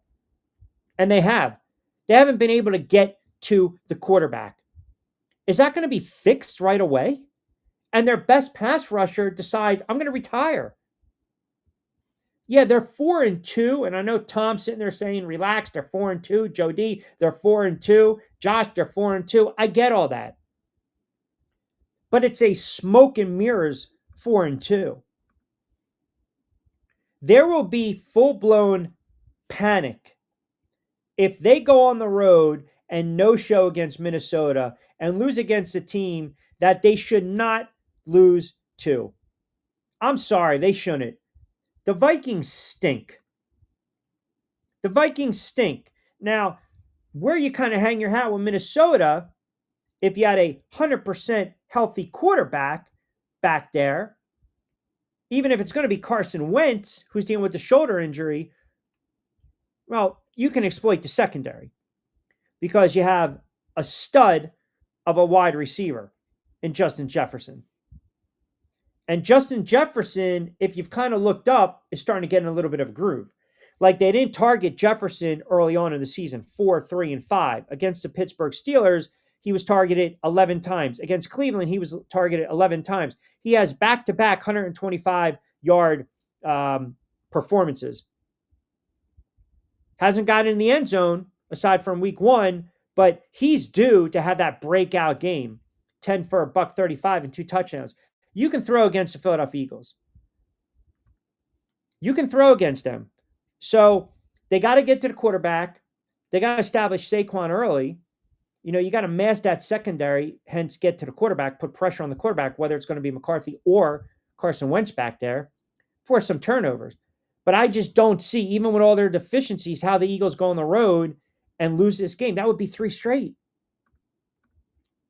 That would be 3 straight losses for a team that's a defending Super Bowl champ. I can't wrap my head around that. I can't rationalize that. I can't see how that is even a remote possibility unless you turn around and they just have one of those god-awful games where they just turn it over. Fireside G-Man chimes in. Q, did you see that Banks might get moved prior to the trade deadline? Yep. I saw that. Would you trade him for, I don't know, him in a 5th to the Saints for Chris Olave in a 4th? Someone asked me, should they trade Thibodeau? I'm like, stop, enough. He was a high draft pick, and he's starting to come into his own. You're not going to just jettison him away, right? You're just not going to do that. KC, G-Man 6 says, Q, you're talking about all these wide receivers. Do you think it's smart for the Giants to give up capital right now in a season that might be lost? Well, you got to remember, too, you get a stud wide receiver. And I'm saying, some of these receivers that I mentioned, they're tall, they're physical. That's what you want. Neighbors, he's a tough kid. He's a tough wide receiver. But I also want that prototypical type of receiver that can go out and win those 50-50 balls, stretch the field a little bit. Neighbors can do that, but size-wise, we're seeing, too, unfortunate injury, right? That just happens through no fault of his own. But I think there's a lot of talent. And when you have a young quarterback, what are you trying to do? You're trying to maximize that talent to help in that quarterback's progressions. And I think that's why you'll see a name like, whether it's Waddle, right? Myers. I think the challenge is, do these teams want to part with those players? Like, you go after a Waddle, you're saying we got a quarterback. We've got a nice little receiving room going forward for the next 5, 6, 7 years. With a young tight end in Theo Johnson, obviously a head case animal of a running back. And oh, by the way, I think Joey said this and Chino said this, so I want to man up and give him credit. They asked me if I thought Scadaboo would be that every down back. I didn't think he would. He's clear cut the everyday back going forward, right? But Waddle, to me, you're talking about a former first round draft pick. He's 1,000 yard, bank it, right? He'll be 27 or 28 in November. Now you have Jackson Dart, you have Neighbors, you have Johnson. You have another slot receiver in the mix. So now I want a receiver that's going to contribute to 2025 and beyond. Olave, I think, is a really good player. Now, do his stats kind of project out to a Waddle? Not necessarily. The same thing with Myers. And the other thing is with Chris Olave, he's also concussion prone. And that kind of scares me. And then Myers turns 29 in November. He's going to want a new contract. So I want to grab a guy that can contribute for the next 3, 4, 5, 6 years. I want to build around Jackson Dart. That's what I want to do. They're a young team. They're the third youngest team in the NFL. And they have some very good players on the defensive side of the ball. But like anything else, and this is what we've talked about, you will have a game against the Saints where the rookies play their rookies. Then you will have a game against the Eagles where the rookies don't know any better. The Saints game, Jackson Dart and Cam Scadaboo played like rookies. The Eagles game, they look like 10-year pros. But you're going to get frustrated because sometimes rookies will make mistakes. They'll wow you. You'll be in awe. And then you will get so frustrated, fumbles, turnovers, missed blocking assignments, bad reads, the whole 9 yards. JD chimes in, Q, your points actually are pretty good on the Philadelphia Eagles. I haven't really mentioned this, or I haven't really heard anyone mention this. A meeting with those three kind of causes a little bit of concern. So you're talking about A.J. Brown, Saquon, A.J. Brown kind of dismissing it. I definitely think there is an issue going on. I do. But they got to figure it out. You can have all the meetings in the world. You can close doors. Players have to play.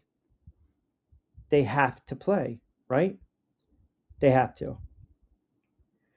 Q, did you see this back and forth? Everyone killing Troy Aikman. He didn't have a sit-down meeting with Williams. I read that. Caleb Williams said they didn't have the broadcast production meeting before Monday Night Football. This shows you how out of touch people are. Somebody posted on X, how is Troy Aikman in the Hall of Fame? And they put up Ryan Tannehill's stats. And I'm like, did you watch Troy Aikman play? Troy Aikman was one of the most accurate passers in the history in the NFL. Tough as nails. And he was a winning quarterback. Yeah, sure. It helps when you have Harper and Irvin and Emmitt Smith. But am I going to think any less of Terry Bradshaw for having wall-to-wall Hall of Famers?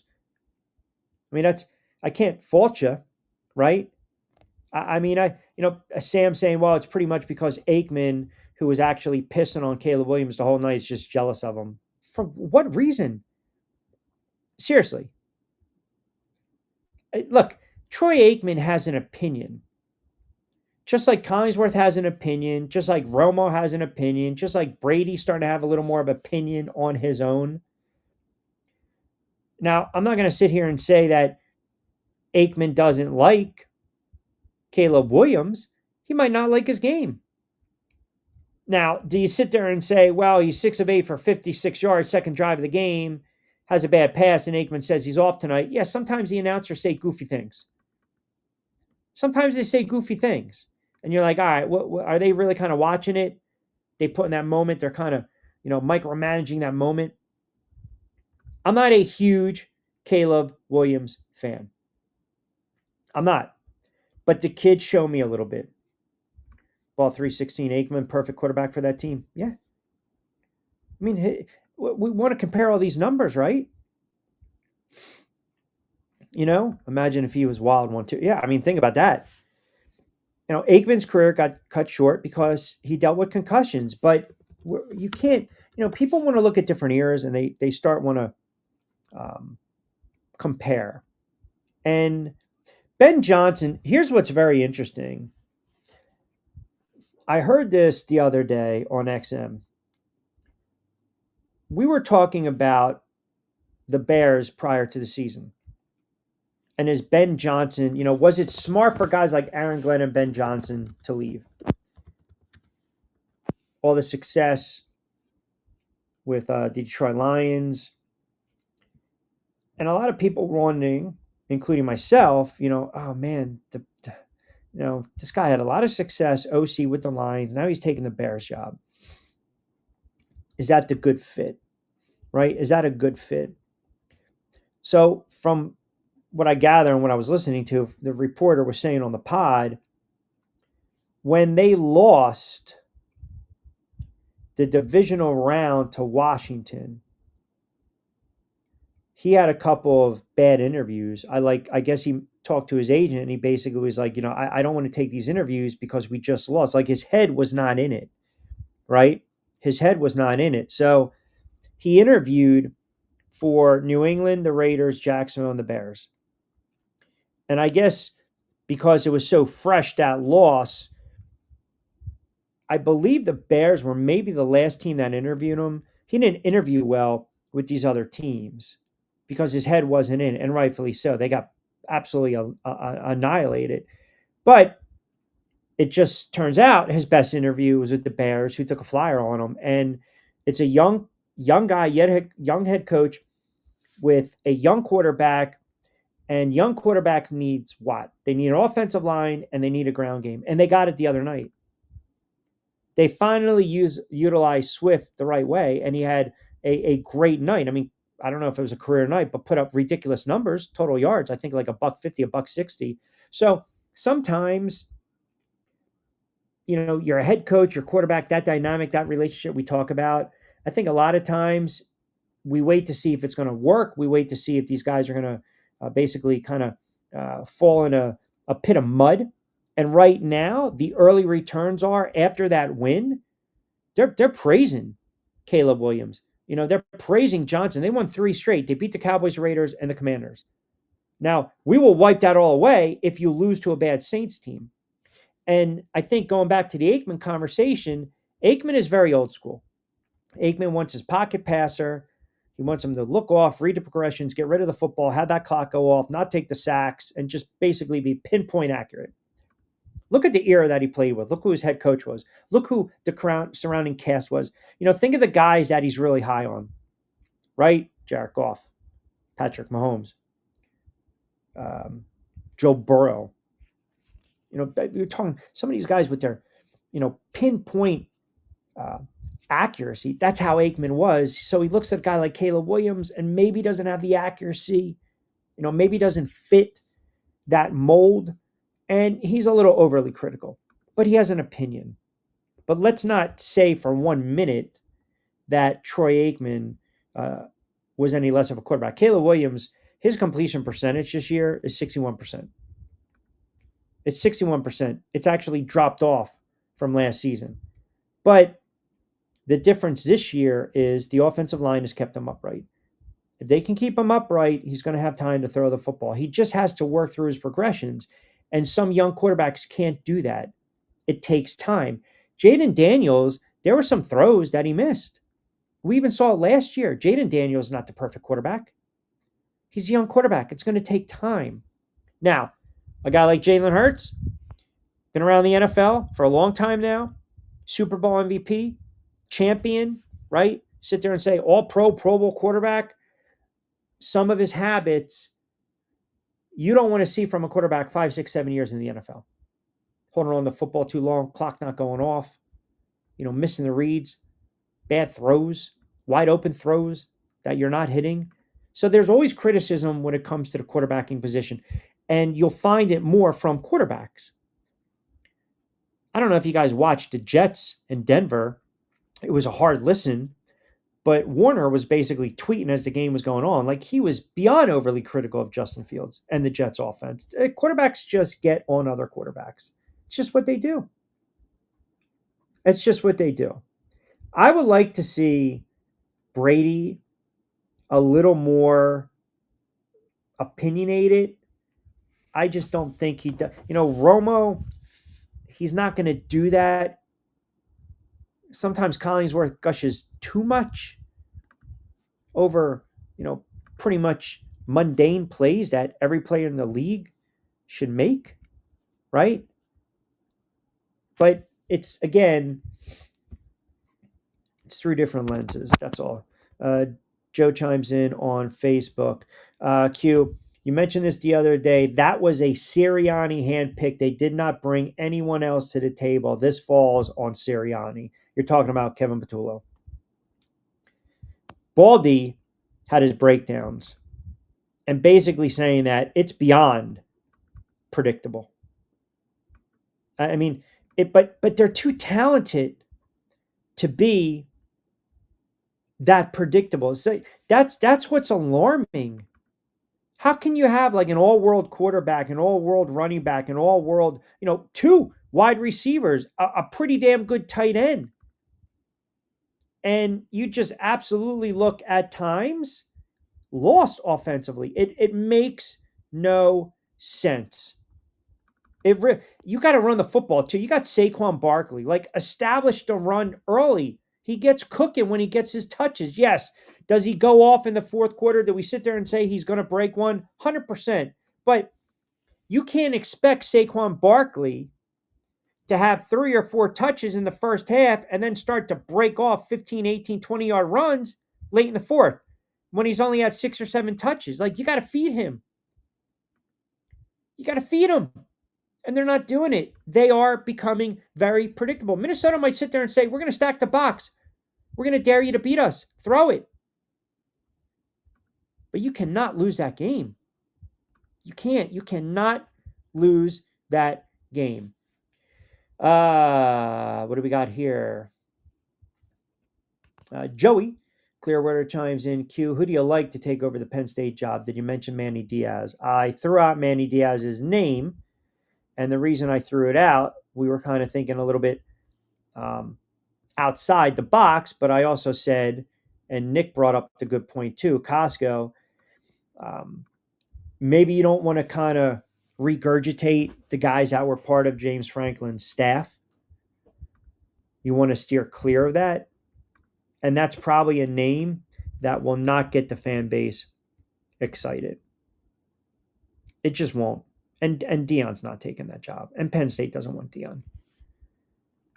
If Matt Rule wants that job and he can get out of Nebraska, Matt Rule will take that job. Lane Kiffin, little outside noise, who knows? Nick and Wildfire chimes in. Q, you've been watching the AL and NLCS. I've been flipping on with the baseball. I'm just being totally transparent. I mean, I told you, that Dodgers series, I didn't think it was going to be a series. I just did not see that being a series at all. The Dodgers, they're the best team in baseball. And the Brewers all of a sudden are pulling the Phillies and the Yankees. Their offense has gone south. But the Dodgers can win close games. They can win 2-1, 3-1, 4-1, 5-1. Brewers are in trouble. The Dodgers, they just, you get the benefit of throwing out these guys. It's tough to beat. It is tough to beat, man. Snell, Yamamoto, right? You throw out guys like that. Glass now. Ohtani's scheduled to pitch Friday. They might go for the clean sweep. Not the gentleman's sweep, but the clean sweep. The Blue Jays, Mariners, The last thing baseball wants is Toronto and Milwaukee. Seattle, that would be a pretty good story, right? Because Seattle Mariners have never made it to a World Series before. That's kind of a downtrodden franchise for so long. I mean, they've had their moments. I mean, look, I remember, double martini, right? Ken Griffey Jr. sliding home against the Yankees. And that was painful. Absolutely painful to watch. But I don't know. You're going to get eyeballs in Seattle, and you're certainly going to get eyeballs with the Dodgers. But I'm not. Listen, the Yankees are gone. For sports talk wise in this area, the Phillies get bounced. It leaves a lot to be desired, to kind of answer your question. NBA starts, by the way, right around the corner. I saw Westbrook sign with the Kings. Said his 17, 18 years now. What do we got here? What do we got here? Miami fan. Q, loving the show on X. Did you see your boy Tuna Fish turn around and apologize to his teammates? I did see that. Tuna Fish. Yeah, because someone probably got in his ear. Listen, Tua's made the money that Tua is making and the contract that he signed.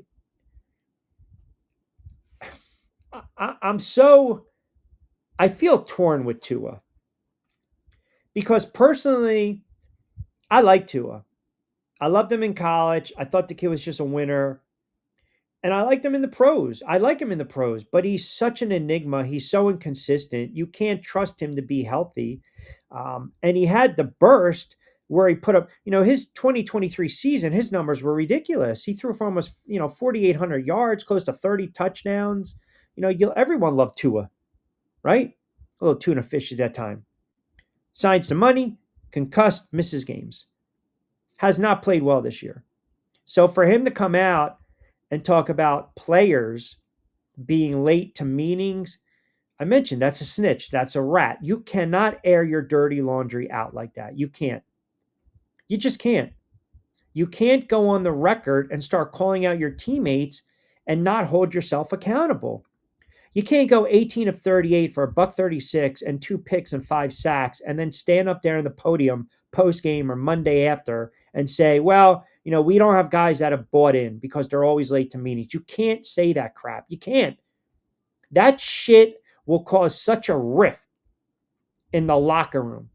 And his play hasn't backed up anything this guy has said. Anything. He's played horrible football this season. That is buyer's remorse with that contract. Michael chimes in, Q, if you had to take a Big Ten football school head job, which school would you pick? Ooh, that's a good one. By the way, Michael, prepare. We will be sworn enemies within a day or two. And the fact that Denver is going to honor Thomas, I mean, that's a bad spot for Denver. That's a bad spot for the Giants. But I know you're classy and you won't talk bunker boyish nonsense. Big Ten. Realigned Big Ten, old school Big Ten. Are we talking college football? Are we talking hoops? You're talking football, okay. I mean, it's not Rutgers, I can tell you that. I have a disdain for Penn State after everything transpired with Sandusky, because my belief was if you spit on the sidewalk, Paterno knew about it, and they turned a blind eye. So I despise Penn State. Now, I can't despise them, the kids now, because, again, that was that Paterno, Sandusky, that era, but it still kind of leaves a nasty taste in my mouth. As a kid, I was kind of always partial to Nebraska because I like Tommy Frazier. So I used to watch the Cornhuskers. But now, I mean, Michigan is it, right? Isn't it? Penn State, Michigan, Ohio State. If we're talking hoops back in the day, Indiana, replacing the legend. We're talking hoops, Indiana, Big Ten. But I can't go Rutgers. I can't. I'm sorry. I know you want me to, but I can't do it. I know it pains me to say I can't do it, but I can't. All right. No picks tonight. You got Thursday night football, manana, the Steelers and the Bengals. Lloyd might jump on. We're going to drop a new edition of Back Your Play. That is out every Wednesday, Thursday. Spotify, Apple, Amazon Music. Also on Channel 48 WWON in New York. So tomorrow, busy show back on the air as well. We'll start to look ahead. Week 7 already in the NFL. Just kind of give you an overlay before we get out of here. Rams on the road, laying 1.5. Chicago is 4.5 at home against New Orleans. Patriots are 7.5 point favorite over the Tennessee Titans. How about one of the largest lines of the weekend? Kansas City laying 13 against the Raiders. Eagles 2 over Minnesota. The Jets are a 1.5 point dog against Carolina. Oh, My goodness. Giants, 7.5 point dogs, Michael, against Denver. I'm going to be torn. I got Denver going to Super Bowl, winning it all. Colts, 2.5 point dogs against the Chargers. Washington is two better than Dallas. Washington on the road is a 2 point favorite over Dallas. Interesting. See if that line moves. Green Bay, 6.5 over the Cardinals. San Fran, 2.5 over the Falcons. The Lions, 6 over the Bucks. And then Seattle, that's a team we got to watch coming out of the NFC. Seattle is 3.5 better than the Texans. That is a 10 o'clock start on Monday night. You got Tampa and Detroit. That's going to be a fun game. You know what? Grab the over right now. Grab the over Tampa and Detroit, 52.5, because I think that's going to get bet up. Grab it right now. So that's a look at the lines. Hey, I mean, I'm just being honest. I'm sorry. The Rutgers comment hurt. I apologize for that. I apologize. Mark the tape. The fact that I'm on the air at friggin' 3:45 today. 3:45 today. Took one break to get a cup of fresh roasted. Had Costco yapping off for 45. Okay. And de facto decides to friggin' chime in at 5:53 with his nonsense. Mark the tape. I spite pick your Giants to defeat. Oh, your corporate Broncos, because of the before mentioned pettiness, and I think the Giants have some good energy with Dart and Scattaboo. How the hell is San Fran favored? Did I hear that correctly? Did you hear that correctly, you say? The San Francisco Treats, the 49ers at home, 2.5 favorite against Atlanta. But that's see, you want recency bias because Atlanta beat Buffalo. San Fran's a walking wounded. I might grab San Fran right now. And by the way, Bunker Boy, you want to spite pick friggin' me and do the reverse friggin' mush? I have no problem laying shekels right now on the Eagles to beat Minnesota. I'll one up your spite pick. And the last time I friggin' checked my keeping receipts, my body of work, what was I, 3-0? Flyers losing to the Panthers, the Sillies losing to the Dodgers, and the Eagles getting clipped. Yes, clipped. Not gentlemen clipped. Clipped by my Giants. Broncos country. Let's ride. Just so torn. Just so torn. You know, Denver and the Giants have had some very interesting regular season games. Remember a couple years ago, Eli had nobody and they went on the road and beat Denver. They were like 7, 8, 9 point dogs in that game. Who was who the hell was that cornerback that the Giants had? They gave all that money to him. He came over from the Rams, if I recall. And they gave a lot of money. Who the hell was it? Was it 2021? Or was it 2020? And of course, you know, hey, 1998, Ken Graham Cracker, right? Amani Toomer back in the end zone when the Broncos were undefeated. I got to find that game. This is going to bother me. It wasn't 20. It was a Monday night game or a Sunday night game. The Giants had no one. They were so depleted. They were so depleted in that game. 2000 and it might have, wow, could have been it could have been 2018 because I'm trying to think when they played prior to what division they played. They kept fluctuating. I got to find this game. It's going to bother me. It really is. No, it was 2017. They were 3-13. And here you go. Here you go. Here's the game. I pulled it up. They were a 13.5 point dog. Jackrabbit Jenkins. Kiki, get out of there. Kiki, get out of there. We got to close it out. Come on. Get out of there. A clipping is a win by 21Q. Everyone knows that. According to Hill. Stop. 34-17. That's a freaking clipping. They could have put up freaking 40. Seriously. No, I don't want to hear this clipping 21. I don't want to hear this. I don't. Worry about Minnesota this weekend. Yes, I'm petting the dog. Worry about Minnesota this weekend. Seriously, de facto. Worry about how I've been on the air for over 2 hours and now you decide, you know what? I'm going to get out of here. Forget about Wordle. I'm going to friggin' just troll and break balls. That's exactly what you're doing. All right, got to start wrapping it up. Don't forget, you can catch the audio version on the podcast as well, Spotify, Amazon, and of course, what's the other one? Buzzsprout, Podcast, Podchaser, all over the place. Good stuff from Costco. Jumping on board for a couple moments. Give him a follow. Back in the saddle tomorrow. A lot of football. James Hasty, we're going to try to get him on Thursday and/or Friday.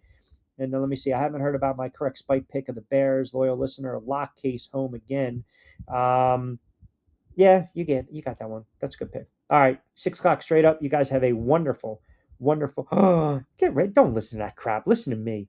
Don't. They're so saturated with that stuff. Get out of here with the Kelsey boys. Listen to me. Listen to me. I got your new heights right here. Good stuff. Appreciate you guys chiming in.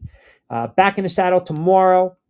And then Friday, busy Friday football show. You guys, as always, be safe, be sound. We're powered by good friends over at Fresh Roasted Coffee. Get ready with tea, Jersey Shore Break Street, Brooks Bourbon, and of course, Play It Again Sports. Have a good Sports Wednesday. Be safe, be sound.